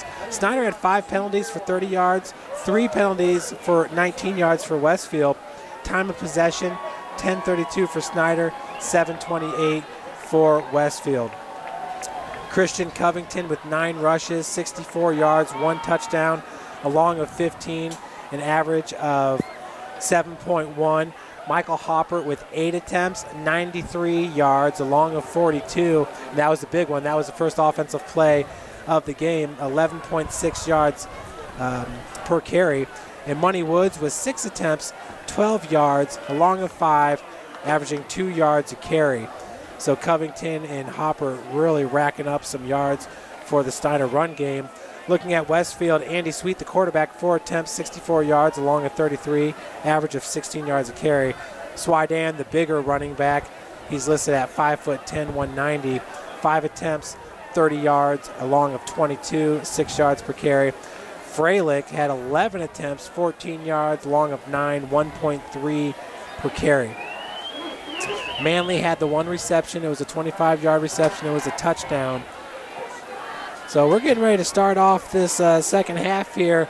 The Johnson brothers are leading Snider in tackles with 4 apiece. Cox has 3 and Stroud has 3. Or excuse me, all 4 of those players have 4. Stroud with 1.5 tackles for a loss. Lawrence Johnson with 0.5 tackles for a loss. Caldwell, the defensive end, leads Westfield with 7 tackles. Grenda with 7 as well. Frey and Hauser with 4 apiece, and Hauser also is the punt returner for the Shamrocks. So there's the first half for you in a nutshell. Yeah, absolutely. Should be a great second half. See if Snider comes out with a little more passion than they played. I think maybe they read their own tea leaves there in the second quarter and thought the Shamrocks were going to lay down, but that never happens when you're playing a good team on the road. And Westfield responded with 10 unanswered points there right before halftime. I look forward to another big half here from both teams. Probably some huge hits coming up because I think both teams are really fired up now. There's a lot of talking going on right before they went to half. So we'll see what happens. Snider's going to receive the ball here in about 2.5 minutes, and we'll be back underway. And it looks like the winner of this game is more likely going to play Columbus East, who is beating Bloomington South. And Columbus East actually won the state championship a few years ago, but it was down in 4A against Bishop DeWanger when Bishop DeWanger went for 2 and did not succeed in it, and Columbus East was able to beat the Bishop DeWanger Saints in that 4A state championship game. Yeah, Columbus East, last we heard, was up 35-15, about 6 minutes left in the third. From Garrett, it was 7-7 with Concordia. And I'm not sure many people gave Garrett a chance to win that game, but that's a solid performance there against one of the most, personally, I would have to say Peter Morrison, pound for pound, is probably the best quarterback in the state. I would agree, completely agree with you that. He is a pre-snap reader. So he knows what the defense is going to do as soon as the ball is snapped. He knows where to throw the ball to the right guy every single time. And if he were 6'2", he would be in contention for Mr. Football. He would probably be going to a very high-profile school here in the Midwest or even in the South. You know, he's just only 5. That's a generous 5'10" or 5'11" they give him on that. But he is one of the best quarterbacks, has been one of the best quarterbacks. He reminds me a lot of Zach Terrell, who's a Western Michigan quarterback. So, I watched Snider run out here. There wasn't a lot of giddy-up in their step. No, with the weather and everything, but all it takes is that first snap. I mean, you saw it towards the end of the second quarter where Westfield was starting to impose their will. Right. They're not going to be they're just not going to be intimidated by these Panthers. And right now the Panthers with a little something in their step there as the music's being played over the loudspeakers here. I'm really excited for the start of this second half, Ryan. Both these teams are just playing extremely hard, good football. Absolutely. Shamrocks really established that line of scrimmage in that second quarter. Can they continue to do that? When Freilich's in the game, I know Snider is really keying on him, and which is allowing Sweet, quite honestly, to just do whatever he wants when he runs the ball. So, here we go. Both teams look like they're going to head to their bench, and we're going to get the kickoff and be underway in the second half. Believe it or not, it's only 9:30, so that first half went fairly quick. Yeah, and that was even with the refs conferring a few times. The first quarter, I felt like went by in 15 minutes. That's a 12-minute quarter. Yeah, we got spoiled last week doing the Mishawaka game against Snider because that game was over in like an hour and 48 minutes. Because Mishawaka refused to throw the ball even when they were down 31-7. So awkward, but it was great to be out of there by 9 o'clock. Well, Andy Sweet has not thrown the ball that much for Westfield here in this game, but when he does, he's shown that he's got a nice-looking arm. More than anything, though, I'm very impressed with the feet of number 13 and just how fast and kind of elusive that he is. Yeah, and you know what? A lot of his runs, he starts in and breaks them out. Yes. So he sets up the defenders to have a poor angle on him and be on the wrong foot.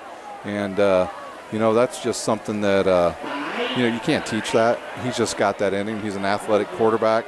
He, obviously has been taught well, and look for him to have another big second half here. If Snider can't contain him, it will be a long second half for the Snider Panthers against that senior quarterback. Well, we talked about just how similar statistically wise these two teams are. It just goes to show, we're tied at 10 here in the third quarter. Michael Hopper is the third leading rusher for the Snider Panthers with 654 yards under his belt, 8.1 yards per carry. Andrew Sweet is the number 3 leading receiver for Westfield, and he averages 5.2 yards per carry. As Harrison once again kicks it right through the end zone.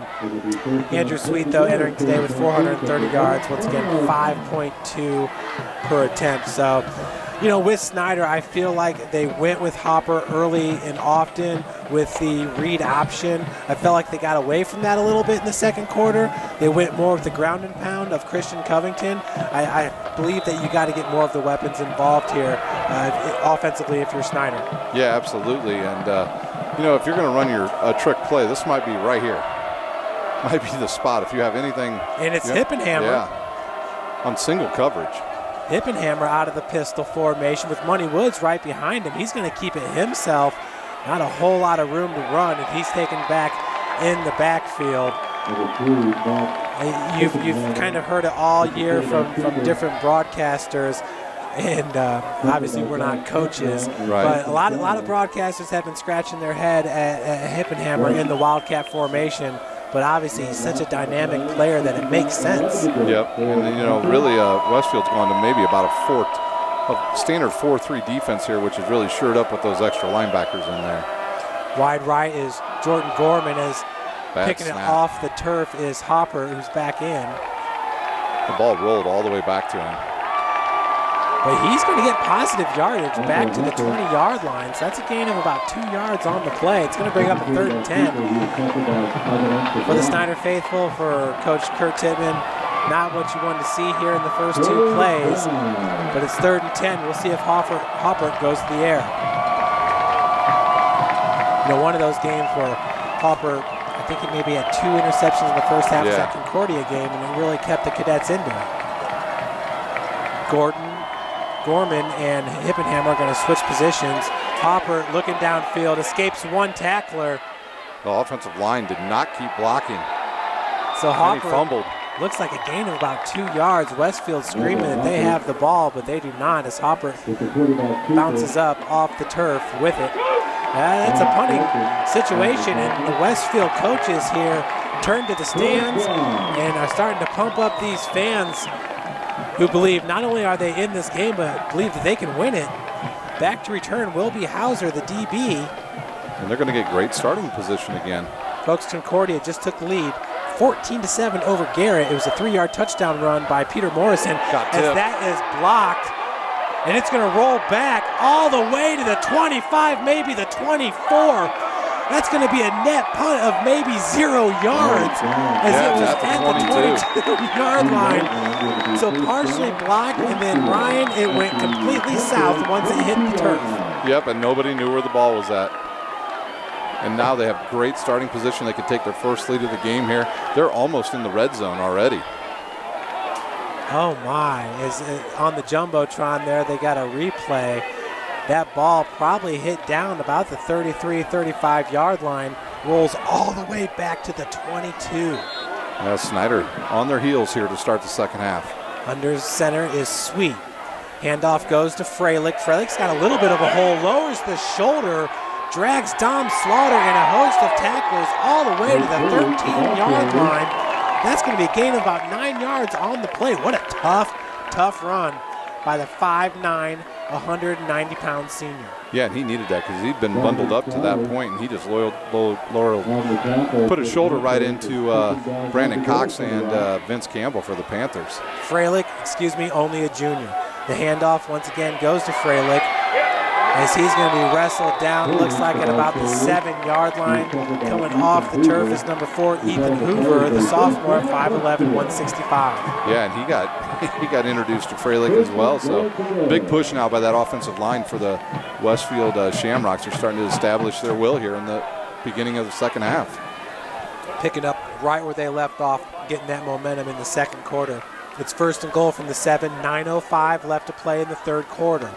Sweet, handoff once again to Freilich, made 2 cuts, drags tacklers all the way to the 2-yard line. That's a gain of about 5 yards on the play. Yeah, and they figured out just let DeAndrew Stroud rush upfield and then go inside him, and that's what they're doing. They're letting him come up, and the linebackers are not on his on that left hip of McDowell. 2nd and 3. Freilich bounces it out, and that's a touchdown. The Rocks are going to take the lead 16-10 after the 3-yard scamper by number 23, Nathan Freilich. Hats off to that young man.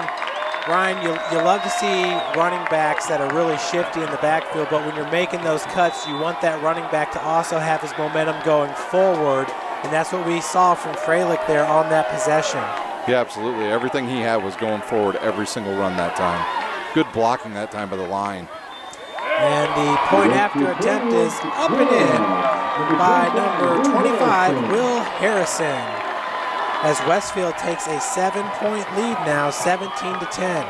This is SummitCitySports.com. Be sure to subscribe to our YouTube channel here, Summit City Sports. And you can follow us on Twitter at 260sports. I've got some video of the monsoon that was here about an hour and a half before kickoff if you want to check it out. Also, I took a picture of the halftime stats and posted that on our Twitter feed. Today's broadcast is brought to you by Parkview Sports Medicine. Parkview just doing great things around the Fort Wayne area. We're trying to get as much exposure for our young athletes as we possibly can, as we are just so proud of the hard work and effort that goes into every single practice, every single off-season.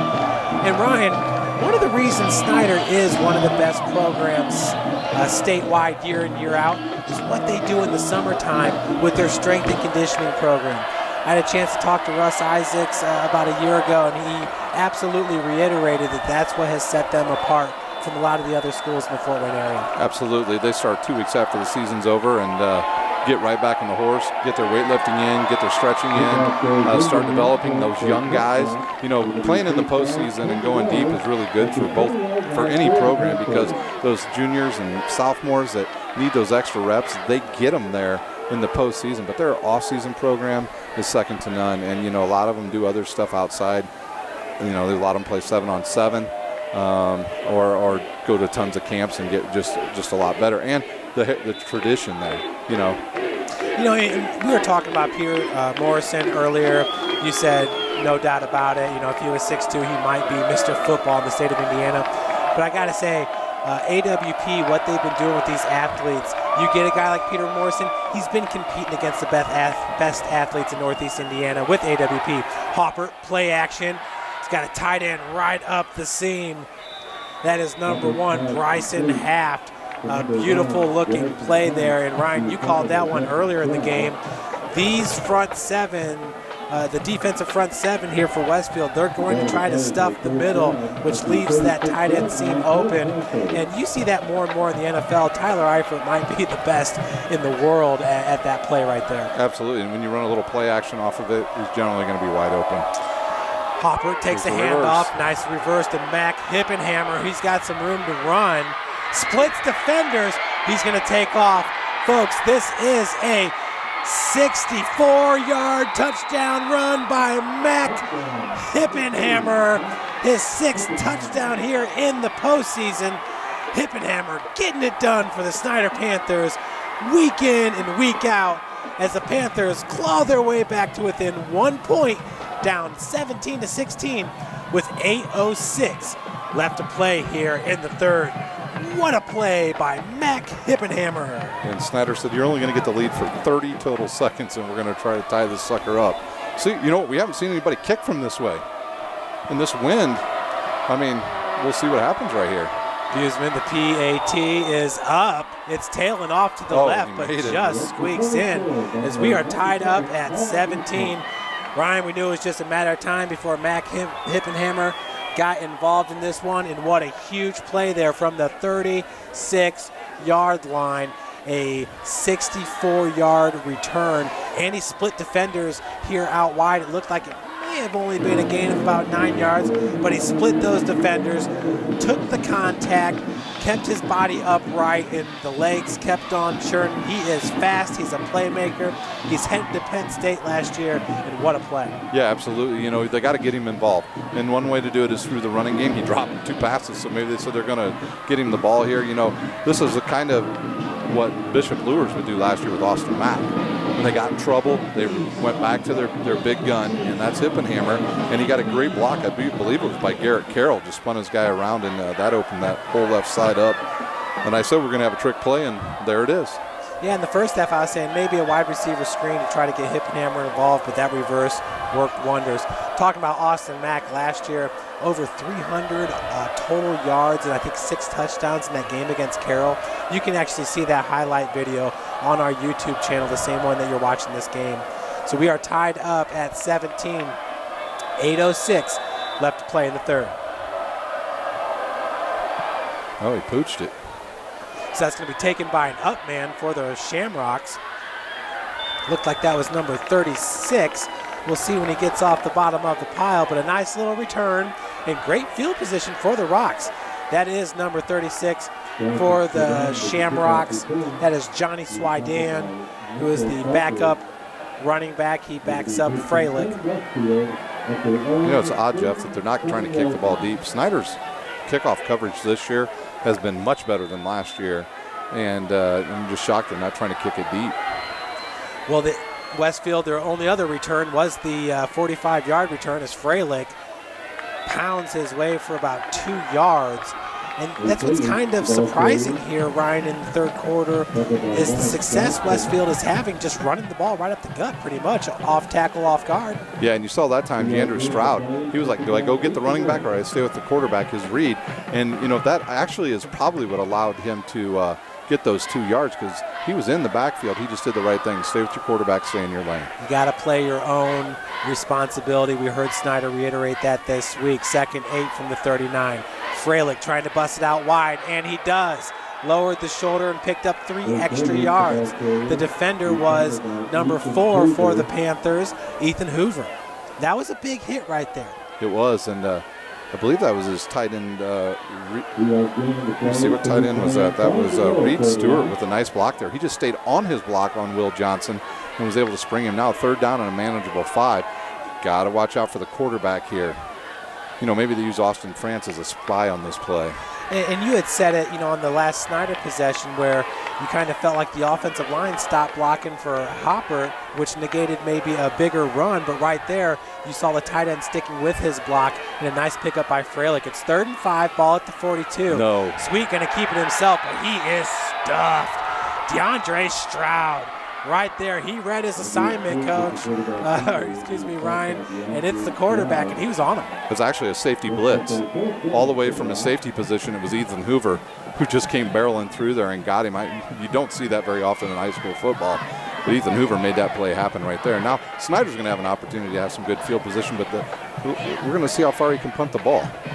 If he can kick it that far, he probably can punt it pretty well. Back deep, once again, it's Ridley and Hippenhammer. Harrison with the rugby punt, and he does boom it. Kind of a line drive. Hippenhammer takes it, but he's hit right away. Nice coverage on the play by number 27, the defensive back for Westfield. That's Chris Zolto, the senior, at 5'10", 173. And then, you know, that's the play right there that most of the teams that Snider has played has missed that first tackle. And when that happens, then the Hippenhammer's off to the races. So, you know, it was a really good punt. That flipped the field position again. So Snider's going to start from their own 17. You know, they have not started better than the 44-yard line in this game. Give credit to the kicking game for the Shamrocks keeping them back. And Will Harrison, obviously an athletic-looking kicker. You know, with that rugby punt, he has the option to tuck it and pick up the first down if he chooses. And here we go again. Out of the shotgun, that's Hopper, and boy, does he look quick down there on the field. Looks like a gain of about 1, maybe 2 yards. A lot of running to only get 1 or 2 yards. Looked like he wanted to give that ball to Hippenhammer. I think if he would have, that would have been some big yards again for the senior wideout going to Penn State. They're going to love him there. They just simply are. And what a great season Penn State's having. Yeah. Trips right here for the Panthers. Hopper with Money Woods right behind him. Handoff goes to Woods. Bounces off one tackler, still upfield. It's got the first down. Right at the sticks. Looks like a gain of about 7. Yeah, Bryson Half keeps moving upfield. He just completely stopped on the play. That's 2 times in a row he's stopping. That's not – is that a first down? Looks like it. There's no doubt about it, Ryan. The downfield blocking by receivers, tight ends, it can turn a good running team into an absolute great running team. And Snider is a great running team, but got to keep that focus. Hopper, play action, rolls out to his right, looking downfield, has hip and hammer. Second drop, and that one was in the breadbasket. That's his third drop, and that one hit him right in the hands again. I mean, he was wide open when he ran that little route coming back across the middle. He went out down the hash and came back through. He started in motion, so he gave him a good read that it was going to be a zone coverage there. And that's not on Hippenhammer. Or not on Hopper. That's definitely on Hippenhammer. It was he a good keeps throw. dropping the ball. And I got to kind of laugh because the rain and the wind has calmed down right now with Snider having the ball. 2nd and 10, ball at the 27. It's Money Woods out in the pistol formation. They got Hippenhammer on the screen. He's going to cut back. And he's got a wall. And he fumbled. He fumbled. It looks like Westfield saying they've got it. Ryan, this is going to be huge. And you definitely said in the pregame, the team that wins the turnover battle is most likely going to win this game. But that's a big turnover because you're just outside of the red zone here for the Westfield Rocks. Yeah, Hippenhammer is, other than his punt return or his reverse there, he has not had a particularly good game dropping the ball numerous times today. Very uncharacteristic of himself. So now Snider's defense is going to have to step up because they're just outside the red zone. The Shamrocks are. You know, the area of Fort Wayne looking to have 3 teams in the odd divisions this year, 1, 3, and 5 down at Lucas Oil Stadium next week. And last I saw, Pioneer was up on Adams Central. I believe they were up by at least 1 score. We'll get back on the Twitter.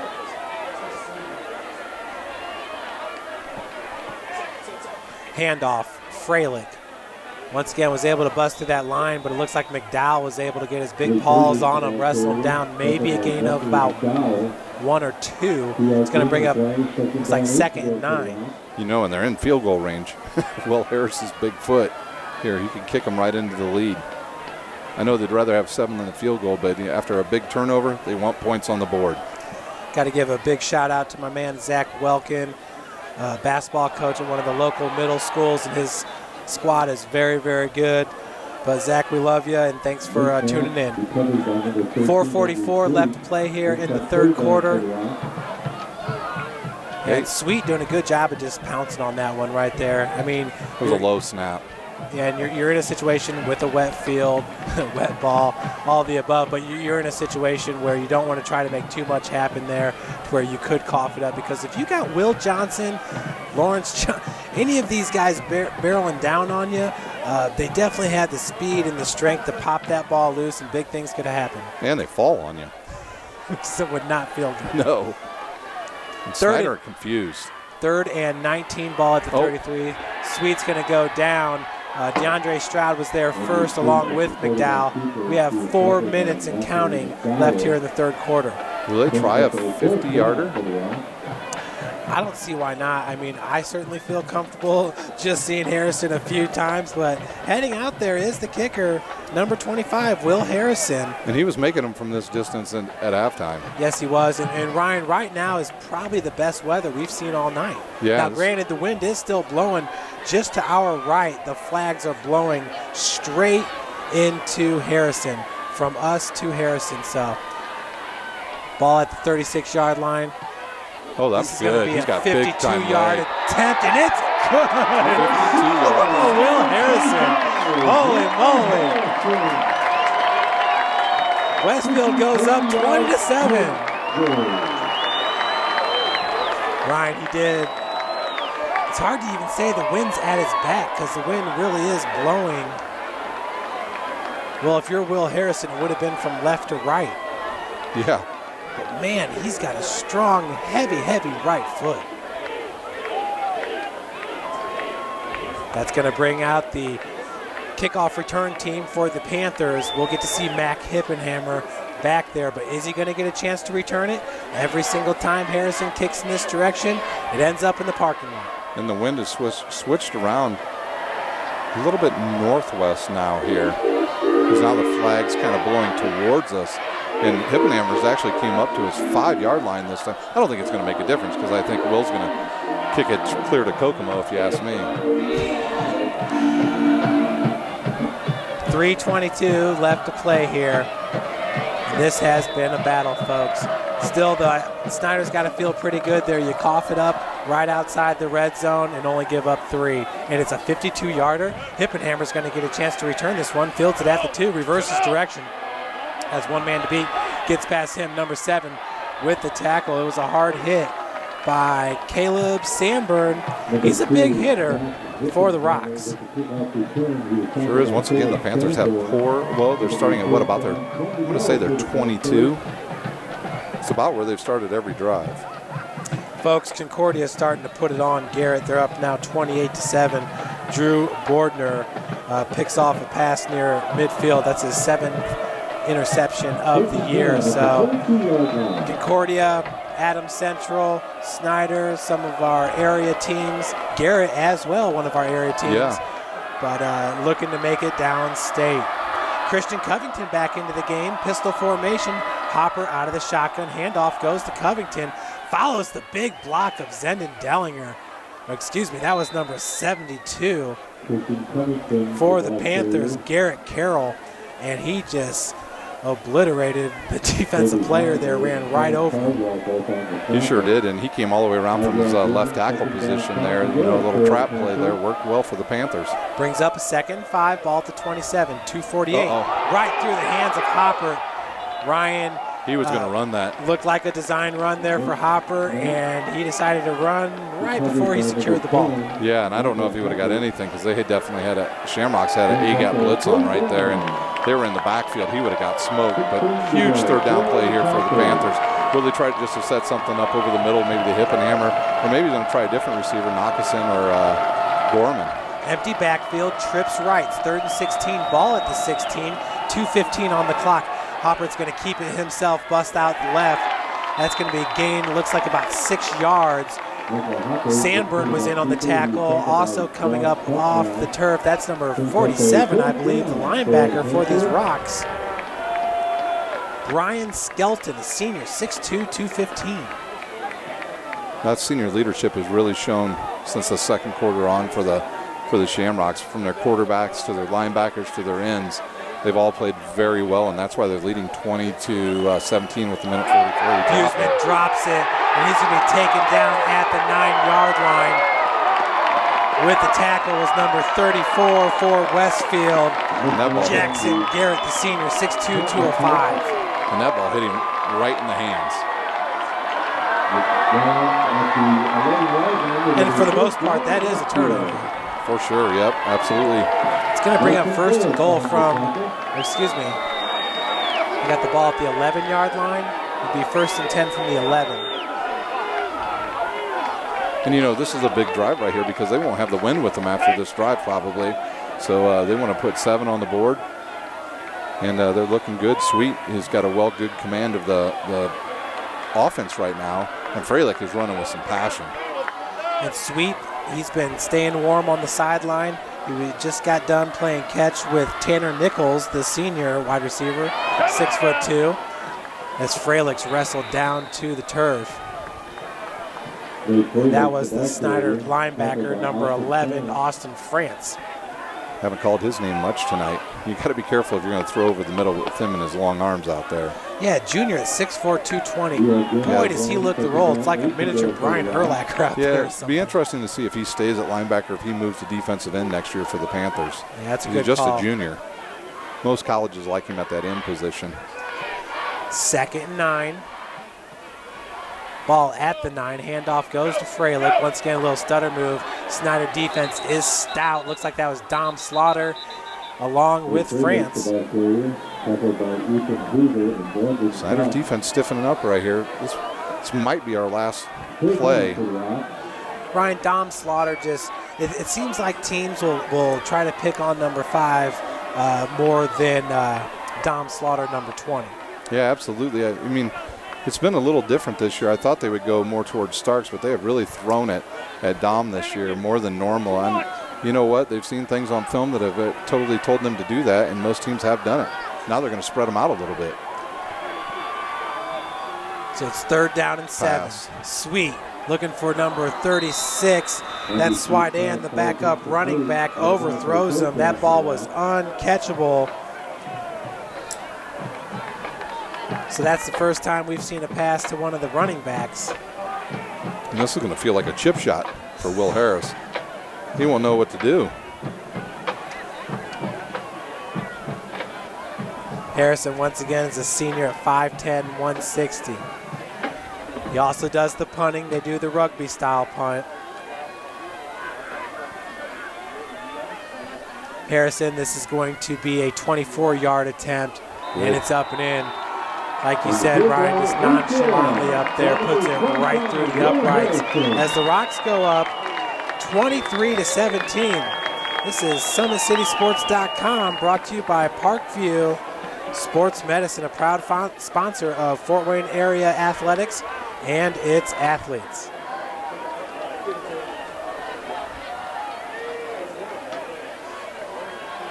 Well, last time Will... Sorry. Got to pay the bills. But you want to open up coming in? Bring us back.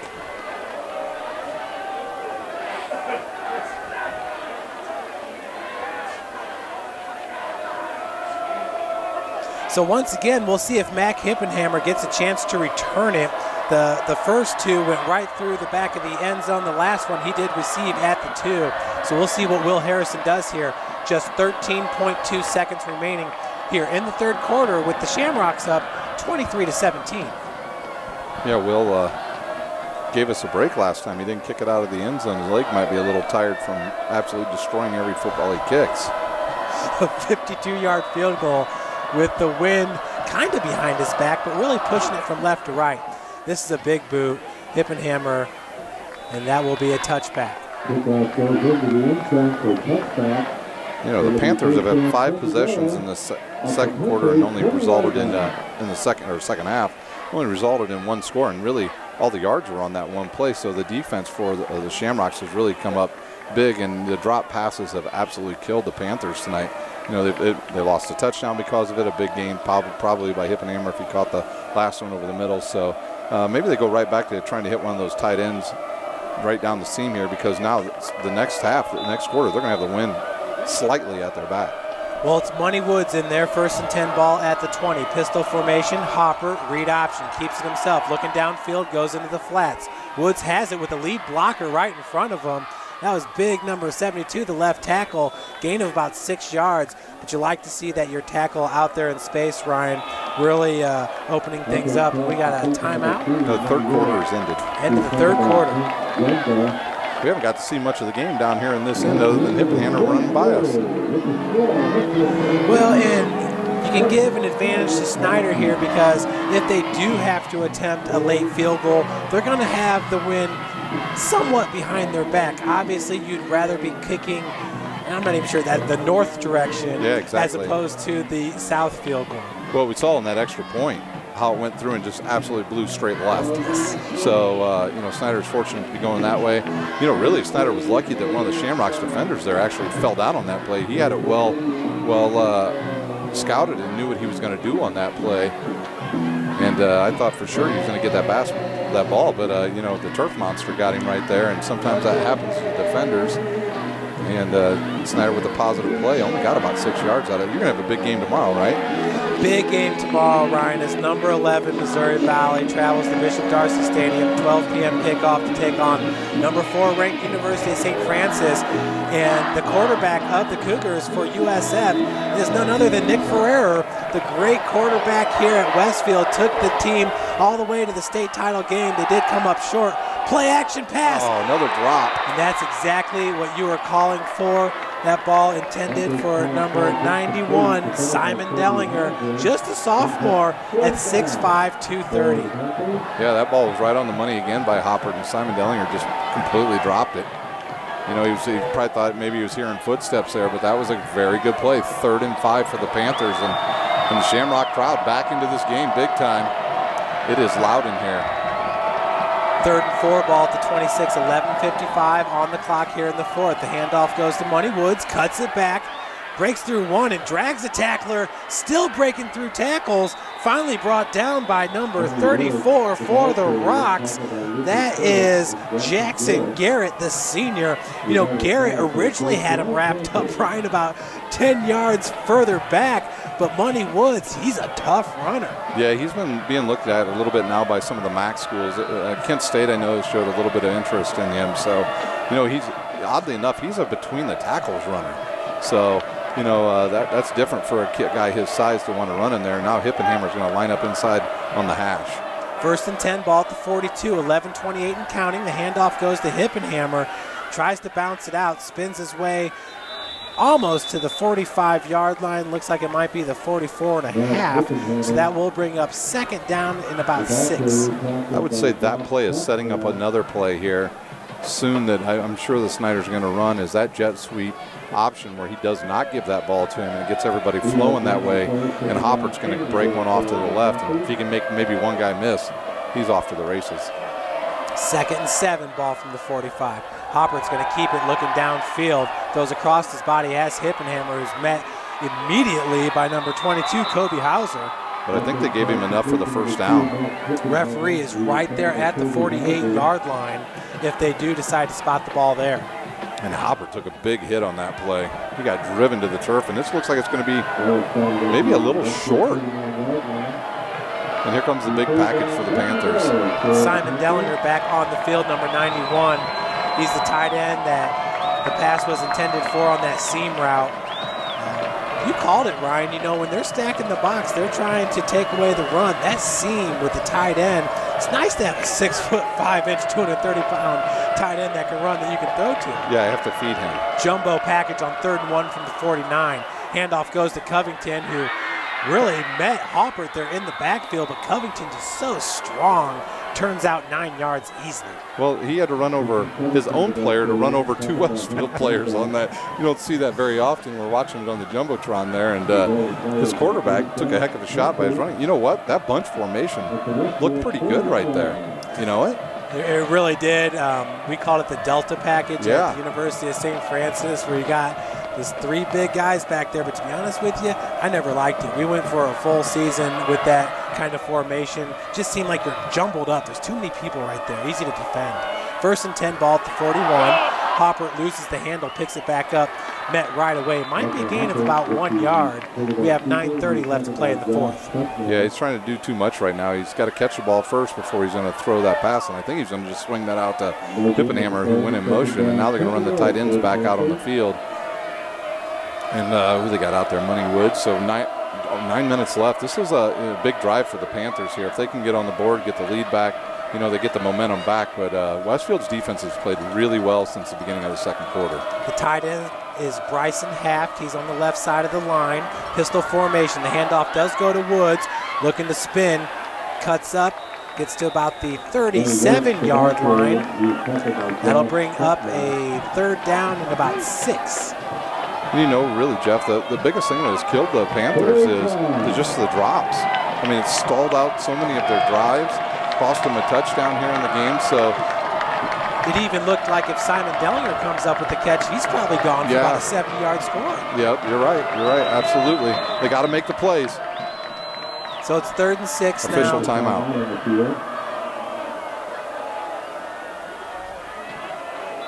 Oh, that was gracious for Snider because that play clock is down to about 9 seconds on there. See if they go with the option run here with Hopper. 8:22 on the game clock, 3rd and 6 from the 37. It's Woods right behind Hopper. Jordan Gorman split out wide left. Up top is Mac Hippenhammer. And I think the Shamrocks are going to sell out here. And a two tight end formation here for Snider, excuse me. Hopper looking downfield, has Gorman right off his chest. That's another drop ball, Ryan. Yep, and he had his tight ends running wide open, splitting the patterns right there, and he chose to go deep. Gorman drops it, and the Panthers, now will they go for it right here? You know, I don't think they are. I think they're going to punt it. Well, and with all due respect, Hopper, he had that ball on the money. Yep. And as a receiver, you really don't want to let that ball get into your body like that, because then it does hit off those shoulder pads. Sometimes they can bounce away. I get it. Tough to catch the ball here. It is. Because it's wet, but a lot of drop balls. Buseman with the punt does get it off, and they're going to let that one roll. We'll see if Snider can down it. Oh! No, he does not. He carried it in. That was Ethan Hoover who was right there. Looks like he tried to grab a hold of it. Sometimes in that situation, best to just kind of swipe at it and bounce it back. It's a tough play nonetheless, but it's plays like that that can really make a great team a championship team. It is, and you know, you get them to start right there. And the way they're getting some push up front again, the Snider defense is, you can get a safety, get the ball back, but you know, it just did not execute. They haven't executed on offense lately with all the drop passes, so you know, right there is another way to let Westfield off the hook. And the Westfield defense right in front of us, Ryan, they are jacked up, and they know that they can play with these Panthers. It seems like as the game goes on, and a nice spin move by Sweet as he's wrestled down to the turf by Hoover. But as this game goes on, you can feel the confidence with the Shamrocks just getting stronger and stronger. And I don't think that their confidence level was nearly this high at the start of the first quarter. Absolutely not. Now the Snider linebackers are really pushing up the field. If they get through there, that's going to be a long run for the Westfield. And Westfield's going to use a little bit of clock here, and I don't blame them. I'm glad you were watching the play there, because I totally thought Freilich had the ball. So it's 2nd and 6, ball at the 24-yard line. This time the handoff goes to Swidan. Nice little gain of about 2 to 3 yards. McDowell coming off along with Will Johnson. A lot of talking going on out there between the defensive backs and the wide receivers. I don't think, has the Shamrocks even thrown a pass here in the second half? Yeah, I think they tried one and it was dropped. But you're right. They went to the slide in the corner. Yep. 3rd and 3. 6:46 left to play. Ball at the 27-yard line. Sweet barking out the signals. He's trying to see what kind of defensive formation he's getting. He looks to the sideline for a new play. We do have trips to the left. Swidan now right next to Sweet. Sweet design run, takes it himself. First down. And it looks like McDowell might have had him wrapped up there, but Sweet is just, he's big, he's fast, he's a tough runner. If you can break through the grasp of McDowell, you're doing pretty well. Yeah, absolutely, and he just wanted it more right there. Senior leadership once again out of the quarterback. You know, Snider had that luxury last year with Isaac Stiebling back there as a senior, you know, being able to call the shots all the time, and he's a big, strong kid, a lot like Sweet is. There's a nice article by Tom Davis earlier in the year talking about how Fort Wayne is a football factory for the MAC. All the quarterbacks that are in the MAC coming from Fort Wayne. Sweet keeps it himself. That play was strung out all the way to about the 32-yard line. Maybe a gain of 1. Should bring up about a 2nd and 9. Yeah, the worst part about that for Westfield is he got pushed out of bounds, and that's going to stop the clock. But I'd keep the ball in his hands. He has shown the ability to get through those holes. He's been able to break through tackles, and Snider's defense is going to have to stiffen up here and hopefully force a punt. At least we'll give the Hippenhammer a shot again. So Snider's still a little bit confused on defense before the snap here. Senior quarterback, he is letting that clock roll down, isn't he? He's a smart player. 6:02 on the game clock as it was stopped. Handoff goes to Swidan. McDowell wrapped him up right away. Also in on the tackle was Austin France, the big linebacker. Ryan, he really does look like a defensive end. Could you imagine if he put on another 40 pounds? Yeah. You have a Division I defensive end easily. Yeah, you know, he reminds me a lot of Donovan O'Day, who's at Southern Illinois right now. He was a defensive end for the Panthers. Long, athletic, wasn't afraid to knock a quarterback's head off either, and he was very good at intercepting the ball. 3rd and 9, ball at the 33. Blitz. 5:28 on the clock. Quick pass. Dropped. That was intended for number 14 for the Rocks. That is Clint Hostler. Entering today's game Hostler with 6 receptions for 56 yards for an average of 9.3. You know, right here for the Shamrocks, so they better know where Dom Slaughter is. This is the type of games where he somehow comes up with a big punt block, extra point block, something like that to turn the momentum back Snider's way, and they better know where he is and they better block him. I would even double team him. Well, I see Dom right now, and he was creeping. Oh, the ball hopped. Got right past him, it. but that rugby punt, once again, nice looking punt as Ridley's going to let it go, and that ball is going to roll all the way to the 14-yard line. Better hop on it. It's going See back. the wind? Yes. The wind got that ball and took it back to the 15. But I'm kind of surprised that none of the Rocks jumped on it because it was at the 3 and they kind of watched it roll back to the 15. Nonetheless, though, very impressed with Will Harrison and that rugby punt. That rugby punt took him the opposite direction of the way Dom Slaughter was going, so it actually worked to perfection that time. Yeah, and the ball actually skipped back to him. So, if you're going to have a play of the game, that might be it right there because he saved that ball from going back further, and he pinned Snider back in their own 15. So Snider, if they're going to move on to the state 5A championship, and here comes the rain again. 50-yard touchdown run by Jack Kaiser. Pioneers up 22-8 over Adams Central late in the third. And I know I heard Concordia was up 28-7 at halftime. But here at Westfield, it's 1st and 10, ball at the 15, 5:08 left in the fourth quarter. Hopper keeps it himself, dicing through the defense. A big gainer of about 15 yards for Michael Hopper. Ryan, it seems like this offense is at its best when Ryan Hopper and that read option's working.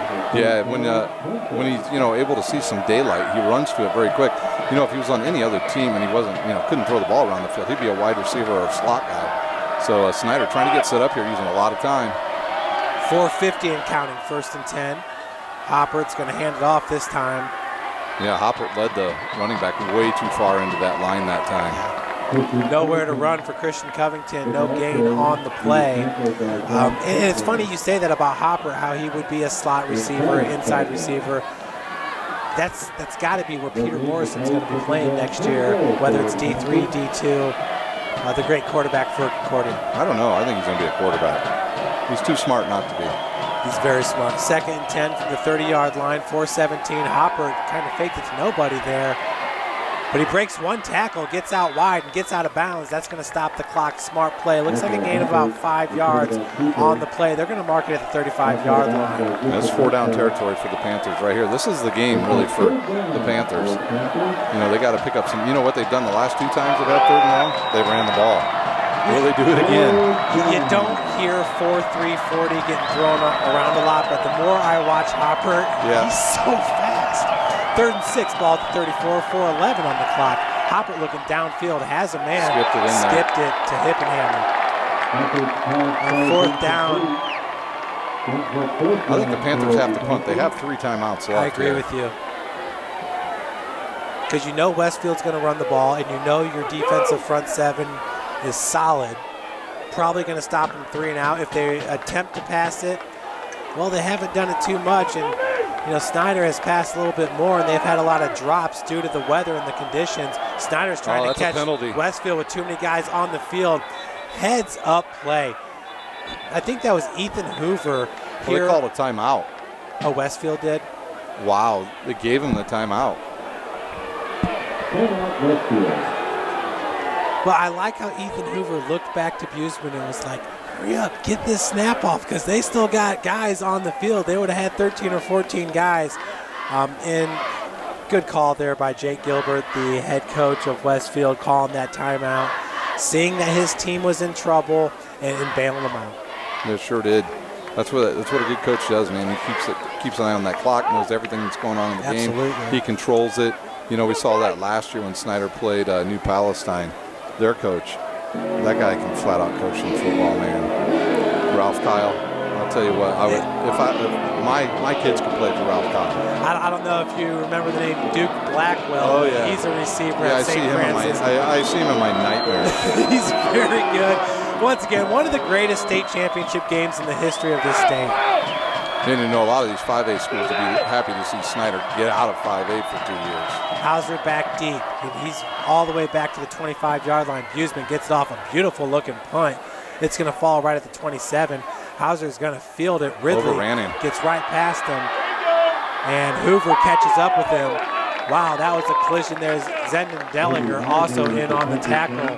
Could you imagine if you're Hauser, you're returning it, and you look up and there's big number 70 after you spun off one would-be tackle? That's a senior wanting to get the ball back. The senior wanting to get the ball back, and all the fans are standing up here. This is the game. Really, one first down. And it's going to be real tough for the Panthers to get the ball back. There's 3:50 on the game clock here. 23-17. Rocks on top. 1st and 10 ball at the 30. Sweet out of the shotgun. Handoff goes to Freilich. Freilich, nice little move as he found a seam. Hoover wrapped him up there. That's a gain of about 6 yards. Yeah, and Snider calls the timeout immediately. But wow. Good push by the offensive line. And he had a fullback in there too, giving him some help. That's Swidan back there, number 36, with Freilich. A nice 1-2 combination, just pretty much identical to what you have with Money Woods and Christian Covington. Yeah, nothing special. Nothing special. The plays have been made by the Shamrocks from the second quarter on, and the Panthers simply have not caught the ball. When you're dropping the ball, you got no shot. So, give it to the Shamrocks. They came out to play from that second quarter on. They weathered the storm, down 10-0, and came right back and put up 17 unanswered points. And they have the defending state champions on the rope with 3:42 left here in the game. And really, they had nothing going for them in the first quarter. Zero. They couldn't really stop the Panthers. They couldn't get their run game going. Every single close call was going to Snider, and Coach Gilbert just had his hands over his face like things can only get better from here, and they certainly have. Yeah, and Coach Gilbert settled his guys down, did what a good coach does, and made them just realize there's another 3 quarters, guys, and since then they've been the better team. And this Westfield team has played against competition just as good as Snider all season long in the regular season. Nice play face mask in the backfield by France. I'm surprised Snider is not using a timeout here. And everybody's yelling start the clock, which doesn't really matter because is there a timeout? Oh, the Panthers call timeout. Snider will. They got one more timeout left. The Shamrocks with 2 timeouts left, 3:37 on the clock. It's going to be about 3rd and 6, almost 7 when we resume play. Do you think the Shamrocks go to the air here? No, absolutely not. Sweet. That's the only guy that's getting the ball here. I don't care if you put him back there behind 2 running backs. You just run him right or left and see what he can do. And if the Panthers stop him, good for them. If not, make them punt. They get a first down. And if they get the first down, they're basically going to end the game. That's the only guy right now that's going to touch the ball is Sweet. Because Snider's going to be selling out. You break 1 tackle, you're gone. Ryan, another update here. Concordia now 35-7 over Garrett. 10:09 left in the 3rd. So kind of we who cover the SAC thought that Concordia would run away with that one, and they certainly are now. Yeah, and Sweet's going to run this ball. Sweet's got Freilich right next to him. Yeah. Barking out signals, trying to get Snider to jump off sides. Good discipline there by the defensive line. And it's raining pretty good again. As you just saw. Here he comes. Sweet, following the blocker of Swidan, caught in the backfield.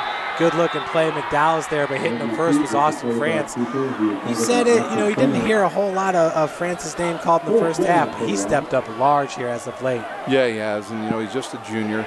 He's very athletic. In fact, his dad is Tony Gooden. He was a phenomenal basketball player at Snider High School, and his aunt just happened to be Miss Basketball of Indiana when she played at the Snider Panthers, and then went on to have a great career at Iowa. If it weren't for injuries, if WNBA would have been around then, she would have definitely been in there. She was a great athlete. So athletes in their family. Tony was a good baseball player. Austin obviously is a phenomenal athlete, and he looks the part.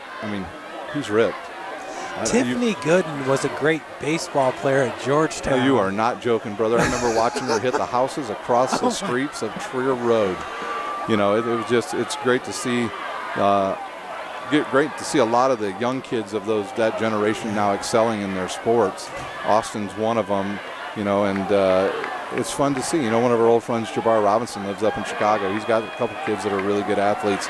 So our area has had some great ones around, and My brother was a big basketball player in college and high school, so that northeast corner has certainly developed some really good players. Played at Cleveland State, Matt Dellinger. 3:31 left, 23-17. Rugby point is off, blocked. nearly blocked there by Slaughter as Hippenhammer retreats back. Could not field that one. Ryan needed to because he just lost another 15 yards. And I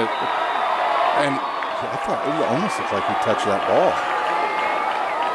Almost, but Mac Hippenhammer is certainly a seasoned football player. I believe that if he did tip it, he probably would have made more of an effort to go after it. But Ryan, this is not good for Snider. The downpour is back. Westfield's got to be loving it. They have the Panthers trapped inside the 10. Hippenhammer nonchalantly was kind of retreating back at that punt. I was wanting him to get into position so he could field it. He's got to be deeper. Lets it drop, and they just lost tons of yards there. So it's going to be 1st and 10 from the 9, 3:17. Hopper out of the shotgun with Money Woods right behind him. Tight end right down the seam here. And this is the season for your Snider Panthers. Fake handoff, play action, rolling out to his left, looking for the tight end Bryson Haft. I believe he was out of bounds. Matt Hippenhammer, they forgot to guard him. And surprised that Snider's not just spreading them out. So Simon Dellinger, coming off the field. I mean, they've only got 2 wide receivers at 3 now. I see Jordan Gorman down here just to the right besides Hippenhammer. Tight end right is Bryson Haft. The blitz. Hopper gets away from the defensive end, scrambles, took a hit, but picks up another 2 yards to about the 16-yard line. Should bring up a 3rd and 3. But he got out of bounds, so that saves some time right there. There's just nothing there. I mean, he turns around and they're coming off that right side every play. It looks like number 8, isn't it? Yeah, number 8 is just tearing it up out there. That's Byron Hubbard. He's in the backfield religiously. Big 3rd down play here for the Panthers. Obviously 4th down territory. Hubbard at 6'3", 190.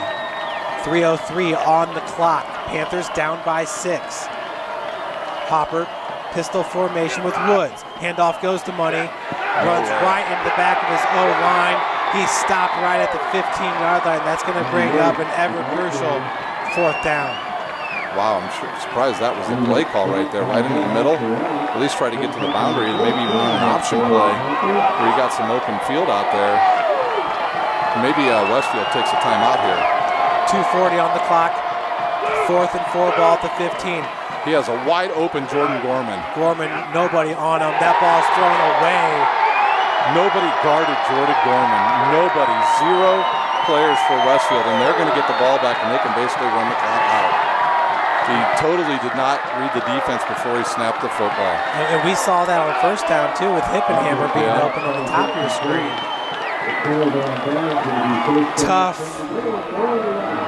Tough game here. 0 timeouts left for the Panthers, 2 for Westfield. 25-second play clock. They are going to have to pick up a 1st down here. Obviously, though, they're going to be able to rattle off a lot of time. Snider could possibly get the ball back with about just under 1 minute left. Well, they still got to stop him from scoring anything. Absolutely. Handoff goes to Freilich. They're trying to strip the ball. Snider's got to get up off that pile and get right back on there. You know, you have field goal here.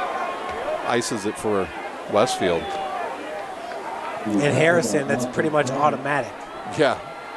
You know, the wind is, shockingly, is a little bit slowed down over here to our right. It really has. Sweet looking to the sideline, thumbs up at 2nd and 12, ball at the 13. 1:59 on the game clock, 17 on the play clock. And Snider faithful are starting to exit the stadium now. Westfield 1 minute and 49 seconds away from advancing to the state championship to play Columbus East. Don't have a final on that Columbus East Bloomington South game, but they were up big time. I believe it was 35-16 midway through the 3rd last time we checked. Looks like Westfield's going to take another timeout here. They have 1 remaining. 1:42 on the game clock. 2nd and 12 for the Rocks. Yeah, absolutely. The Rocks have looked good. I mean, since the second quarter, they've been the better team, don't you believe? There's no doubt about it, but in the same sense, it's the drop balls, and you hate beating that drum. But Mac Hippenhammer drops 3. Gorman drops 1, Dellinger drops 1. We saw the tight end Dellinger right up the seam, not to mention the fact that a lot of mental errors. When you have wide receivers that are as open as Gorman was on that 4th down or Hippenhammer on that 1st down, you have to be able to recognize that stuff. And it's like you said, it's almost like Hoppert never even surveyed the defense. He didn't.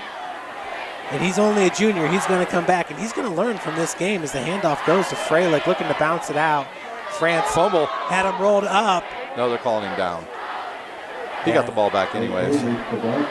He's a heady player. He's only a junior. But Sweet is going to graduate, and I got to believe he's going to be playing ball at the next level, even though we haven't seen much of his arm. The one pass we did see, the 25-yard touchdown to Evan Manley, it was a beautiful strike. It was. It was right on the money. Threw a perfect ball, and it was a touchdown. And, you know, the teams that go really far, yes, good offensive line, defensive line, but having a senior quarterback, you cannot replace it. You know, it's at all levels. You know, Lamar Jackson's a good quarterback, but he's not a senior guy yet. He'll be a lot better when he's a senior. Sweet under center, hands it off to Freilich. And, wow, Will Johnson was there, but Freilich pushed right off him. Slaughter eventually. Now, is he out of bounds? Yes. No, the clock's still running here. 4th down. I'm sure they're going to kick a field goal here. Oh, no, they may go for this. Well, the game clock and the play clock were about 2 seconds different. 30 seconds left in the game. Still a great season for Snider. Obviously did not end the way they wanted it to. And they're running it. They're not even going to kick a field goal here. Well, once again, just 2 seconds. So if they let this go all the way down, then they can take the penalty, rush it, and the game's over. And, you know, I think this is one of those things where the quarterback just runs backwards.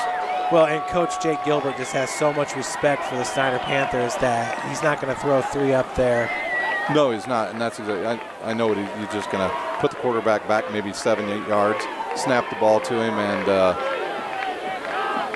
just tell him to run left or right, and that will basically end the game. Snider will definitely be back next year. They will most likely be picked to win the SAC. They're going to bring back McDowell and Johnson, the 2 interior defensive tackles that are just out of this world. Snider, once again, will have maybe the best defensive line in the state next year. They're going to have to replace the 2 defensive ends. But like you said, if Austin France goes down to the defensive end position, they almost get better. Yeah, you're right. And Brandon Cox will be back on defense. Ethan Hoover, Luke Owens, who's had some health issues this year, is a transfer from Carroll that will have probably a productive season next year. But here we go, last play of the game, and they're not going to go into victory formation because that'll stop the clock if he puts his knee down. 3.8 seconds remains. Handoff goes to Freilich. He busts it outside, cuts it up, and that is it. That will do it. As the Westfield Shamrocks take it 23-17 against the #1 ranked Snider Panthers. You know, Ryan, no loss feels good. No. But a loss like this, after tasting the euphoric, celebration of a state championship, especially a game like it was last year against New Pal, the guys that played in that game last year, this is really going to sting. It is, and New Palestine, they were the team that was on the losing end last year in that state championship. We saw what happened to them in the first round of sectional play, where they got just absolutely bulldozed by Columbus East. And but you know what? Don't feel sorry for Snider. They'll be back next year. They'll reload. They'll retool. They got good running backs. Covington and Cameron Trotter is a freshman this year that had a great year. They got some big offensive linemen that are on the JV team, a freshman, 6'6". So don't feel sorry for them. They've had a good 2-year run. They won 17 in a row, set a school record, won a state championship in that, in that time frame. And Coach Dittman, you know what he'll do? He'll take a week off and get right back at it. But congratulations to the Shamrocks. They did exactly what they needed to do, run the ball. They did it effectively. They got some great turnovers late it was about, the third quarter. They got the 2 fumbles and got it real close to the end zone. They didn't score any touchdowns, but they kicked field goals and they got points on the board. And Will Harris, that kid's unbelievable as a kicker. And just think what he's going to do next week. There's no wind. Will Harrison might be the MVP in this game. Also, Andy Sweet, the quarterback. Absolutely. Both, you almost want to say co-MVPs. Hats off here to Westfield. They made the plays, but when it mattered most, you don't want to say Snider lost this game. Not at all. But in the same sense, of some timely turnovers here in the third quarter, backed up in the red zone, that led to those field goals. And really, the offense, they had a hard time getting going here in the second half. Hence, the nice celebration here for the Rocks at the center of the field. And you know what? For Snider, for guys like Money Woods and Jordan Gorman, they're going to have to get over this real quick because they got one heck of a basketball team over there with a brand new coach and Malik Williams, who's heading to Louisville next year to play ball. One of the top players in the whole country. Snider's just going to keep on rolling here into the basketball season. Absolutely. Malik Williams gives you that uncanny ability to go from the inside to the outside with no problems. When you're 7 foot tall and you can shoot, you can do a lot. They're going to need some other inside presence this year on the Snider Panthers basketball team, and they'll probably take a couple days off, get over to the basketball side, and you know what? They'll play their first basketball game, and guess what? They won't even remember that they probably lost tonight. The guys that don't play another sport, this might sting a little bit longer, and the seniors have had a great run at Snider. They've won more games than any class in the history of the Snider Panthers, and that's saying a lot with the teams that they've had. But I can't say enough about what the Shamrocks did from the second quarter on. I think that maybe Snider spent everything they had in that first quarter. You know what I mean? A lot of their emotion was in the first quarter, and the Shamrocks had enough those last 3 quarters really to dominate the rest of the game. And Andrew Sweet is a special quarterback. He really is. You look at him, he looks like your prototypical kind of pro-style quarterback. At 6'3", he's got a big frame, and then he takes off running, and you wonder how that's possible because of how bulky he is. But he's got quick feet. He's very elusive, was able to split defenders. Arm tackles aren't going to bring him down. Same thing with Michael Hopper. Hopper does not have that same kind of stature, but I do believe that he grew up a lot in this game. And those little things like you're talking about, missing those wide open wide receivers, next year that's not going to happen for him. Yeah, because the difference between a senior quarterback that's been there, all season long and played against really good talent is when the game slows down for them is when they really exceed. Where that thought process stuff starts to come in, where they read the defenses like, Peter Morrison's that guy. Yeah, he had to wait his turn, but he's that guy. Michael Hoppert will get that. He'll have to understand that he's going to have to let the game slow down a little bit because we saw some of the snaps that he dropped. He was moving before the ball got to him. So he's going to live and learn. He'll be back next year. He'll be a better quarterback.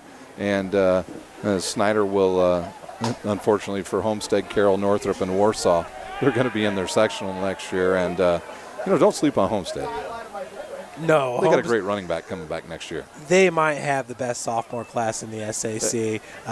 They're good. Not to mention they'll bring back Jair Wright, who's almost pretty much got a full year as a starting quarterback. And then Archbold, their freshman quarterback that they brought in there, they brought him in the Warsaw game at running back, and he was running over guys. Yeah, they're good. But Ryan just wanted to go over the final stats here. Of course, it was Westfield winning at 23-17.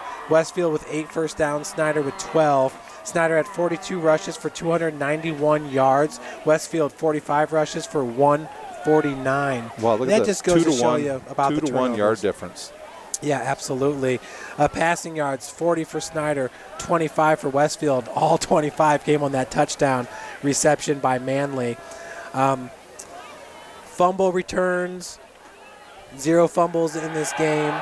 Total offensive plays, 58 for Snider, 331 total yards, Wow. just 174 for Westfield. So Snider, tearing it up on the ground, but once again putting themselves in bad situations with those turnovers, getting Westfield some easy points. Punt returns, 2 for Snider, just 2 yards, 1 for 16 yards for Westfield. Kickoff returns, 1 for 21 for Snider, 2 for 57 for Westfield. Snider had 1 interception in this game. Snider had 6 punts for an average of 26.8 yards. Westfield was 6 punts for an average of 37.3 yards. Fumbles lost, 2 fumbles, 1 loss for Snider, 1 fumble for Westfield, 0 lost. Snider had 5 penalties for 30 yards, 3 penalties for 19 yards for Westfield. Time of possession, identical at 23 minutes, 36 seconds for Snider, 23:55 for Westfield, not exactly identical. Hopper had 131 rushing yards to lead all rushers on 16 attempts, average of 8.2. Covington, 12 attempts, 77 yards, an average of 6.4. Hippenhammer had that big touchdown. He eventually had 3 rushes for 66 yards. He had the longest 64. That was the touchdown, an average of 22 yards per carry. Money Woods, 9 rushes for 40 yards, a long of 16. He averaged 4.4 yards a carry. Hopper was 7 of 16 through the air, 40 yards with a long of 16. With 5 drops. 5 drops, and there was some big one. Half had 2 receptions for 21 yards. Woods, 2 receptions for 5 yards. Hippenhammer, 2 receptions for 3 yards. Stroud, 1 reception, the big fullback out of the backfield for 11 yards. Buseman with 6 punts, total of 161 yards, an average of 28.6. Hippenhammer, once again, 2 punt returns, just 2 yards. But Ryan, really the story is the one that he let roll back all the way to the 5-yard line. Once again, we just saw some mental errors from the Panthers in the second half. It was on back-to-back drives, too, that happened. Demarius Ridley let one roll, too, and that went back to the 15, and Hippenhammers went all the way back to the 9. So, those put them in such long drive situations, and they had not established the fact that they could go the entire length of the field but one time. So, and then in the third quarter, it's Hippenhammer with the fumble there at like the 22-yard line. So I think that led to the field goal. And then Buseman with the punt kind of went through his hand. Next thing you know, Westfield's got the ball right there at the 2 or 3. So they kind of made it a little bit easy there for Westfield. Let's just break down the scoring, though. In the first quarter at 7:47, it was Buseman, a 23-yard field goal attempt. Good. Snider up 3-0. Panthers respond 6 minutes later. Christian Covington with the 2-yard touchdown. Snider goes up 10-0. Westfield in the second quarter, Will Harrison, 39-yard field goal attempt. Good. 2:39 on the clock. The game's tied up with 42 seconds left before halftime. Andrew Sweet finds Evan Manley, a 25-yard touchdown. On to the third, Westfield kept the scoring going. This time it was Nate Freilich, the running back, with a 3-yard touchdown. Clock 8:36. Westfield takes lead 17-10. Snider, just 30 seconds later, ties it up. Mac Hippenhammer, 65-yard touchdown run on the reverse. And then to cap off the third quarter, with 3 minutes left, a 53-yard field goal by Will Harrison. With 13 seconds left, a 24-yard field goal by Will Harrison. So Will Harrison, who entered today as the second leading scorer for the Shamrocks, has 9 points in this game, and that was the difference. Yep, he's the guy. Sweet and him, they did the job when they needed it to do, needed it to happen, and you get that guy within at. Really, I think his range starts when you get to the 35-yard line. Maybe the 40, maybe with this leg he had tonight. Congratulations to Westfield. They started off. They were the odds-on favorite to get to the state championship this year and win it because of the competition that they play. I thought from the beginning, if this game gets into the 35-40 range, Snider wins the game because they're high-powered offense, and the Shamrocks came up big. They only gave up about 14 points a season in a game, and they only gave up 17 tonight, and they got the field goals and made the plays when they needed to, and they're off to the Lucas Oil Stadium, where next week they'll play Columbus East, I believe around 7 o'clock at night. So the SAC, loses a team, but it looks like they're going to get one in Concordia, headed down to the Lucas Oil Stadium next Saturday to play the middle of the afternoon game. Yeah, it's like you said, this is a battle-tested team in Westfield. Snider came in undefeated, but there are some games that are just kind of, you chalk them up as W's when you see the schedule right now. But the SAC is getting better year in, year out, and we love covering the SAC. We'll be back next year. Snider will definitely be back. Watch out for Wayne.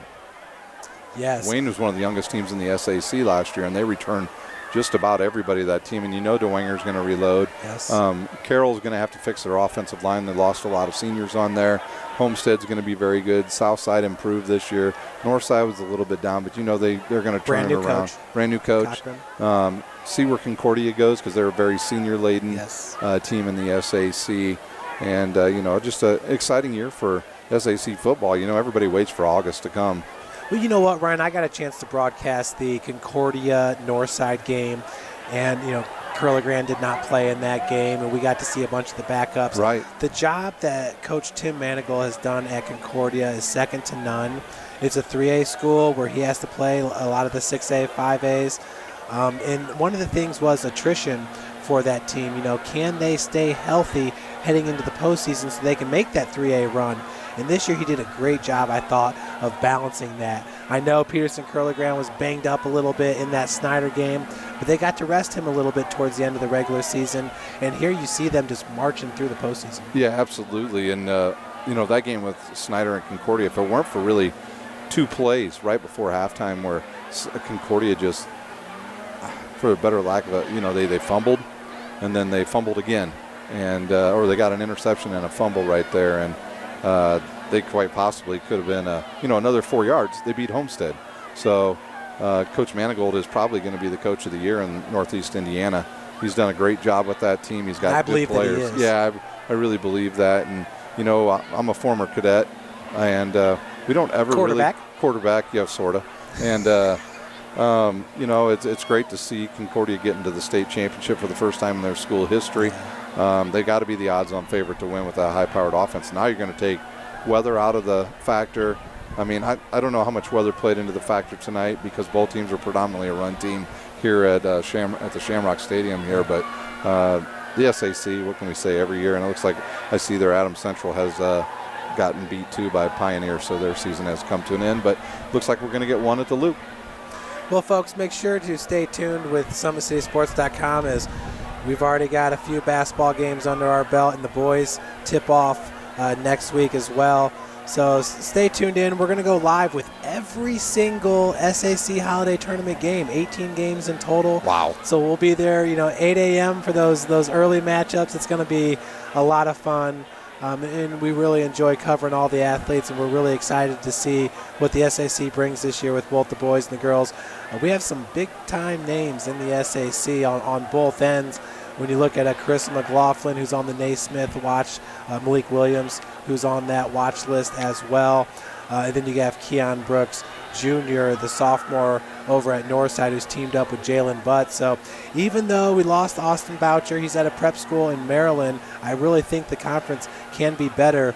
And I truly believe that Chris Johnson, the head coach at Homestead, is one of the top basketball coaches in the entire state. So it's going to be fun. There has been some coaching changes. I think that Snider is going to be a better team this year. Malik Williams, a senior. So be sure to stay tuned in to Summit City Sports and subscribe to this YouTube channel so you can be updated with our broadcast. And you're talking about the Snider boys. What about the Snider girls? They had a big win. It was Kayla Covington is their post player, and she's very good. It's going to be interesting to see where she ends up. I'm always in the ear of our women's basketball coach at St. Francis. Absolutely. Letting them know about all these great players in the SAC. Because when you bring the SAC players into a local school like St. Francis, and you're seeing it this year with the men's basketball program, folks, you got to get over to the Hutzel Athletic Center and check out this Cougar basketball team, #1 in the country. But now VJ Blackman, who played at Lures, his brother James Blackman, VJ won a state championship, Right. 3A state championship at Marion last year. His brother James is at IU and doing very, very well. A shooter. And we also got Chandler White, who transferred in. So we have a bunch of local guys that we've been able to add to the team. There's a little bit of a different vibe now on the sidelines and in the stands game day, because a lot of different people are coming to check out the Cougars. And the job that Coach Chad Lacrosse has done, second to none. He's an outstanding number one person, but number two, just such a great coach. So, Ryan, any last words on this season for the Snider Panthers? No, no regrets. They played their hearts out the whole season. They're well coached. I know I'll have 2 disappointed boys when I get home. I'll have to feed them, so they'll probably want a bit of extra. No regrets for the Panthers team. They did what they needed to do. They had some growing pains tonight, and they're going to have to work through that in the offseason to get back to next year. And they're going to have a bigger test next year because they're going to be in the big boy division, the 6A division next year. And I'm sure they're going to come back ready to go. That fire will be lit again by Michael Hopper, because you know what? He's going to go watch the film, and he's going to see what he did. And he's going to see where he needs to slow the game down and see that it wasn't just him. It was a team effort that won him all those games, and it was a team effort that lost this game tonight for him. Or honestly, the Shamrocks played great. Well, and to steal a quote from Nick Ferreira, who used to he's happy right now. Used to quarterback Westfield, and now is a quarterback at St. Francis. But as a quarterback, it's never as good as people make it up to be, and it's never as bad as people make it sound. So you take the highs with the lows, and obviously this is not all on Michael Hopper. He had some great balls that were dropped, and I'm going to tell you, I really think he's one of the more dynamic runners that we'll see in the SAC next year. Snider's run game is not going anywhere. No, it's not, and it's going to be. If you haven't seen Cameron Trotter run yet, if you think Hopper's fast, Cameron Trotter is really good, and they have another quarterback that's down there on their freshman level, a Barnes kid who's a very talented kid and fast. So the cupboard is still full at Snider. So if you're out there thinking that this run is over, it wouldn't shock me if they ran the table again next year in the SAC. They're gonna be back. They're gonna be fine. You know what? Not everybody gets to play on the last weekend of the season. That's right. Well, on behalf of Ryan Dellinger, my name is Jeff Mahoney. We had Nick Cox on the camera. Folks, thanks so much for supporting Summit City Sports throughout this season. We did get to broadcast every single SAC regular season game, and we plan on continuing that in the years coming. Expect more live video broadcasts from a lot of the basketball gyms throughout the SAC, as well as we will be live tomorrow from Carroll as Hamilton Southeastern comes in the Royals to take on the Lady Chargers. This should be a great basketball matchup. Once again, thank you so much for supporting us, and it's been a great football season. Hats off to the Snider Panthers.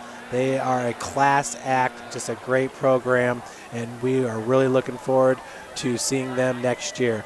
Once again, my name is Jeff Mahoney. Have a wonderful night, and be sure to tune in tomorrow at 12 p.m. kickoff. We will be live with Cougar football as they host Missouri Valley. Snider alum Akeem Kelsall will be on the field for your Cougars. Thanks so much again for joining us.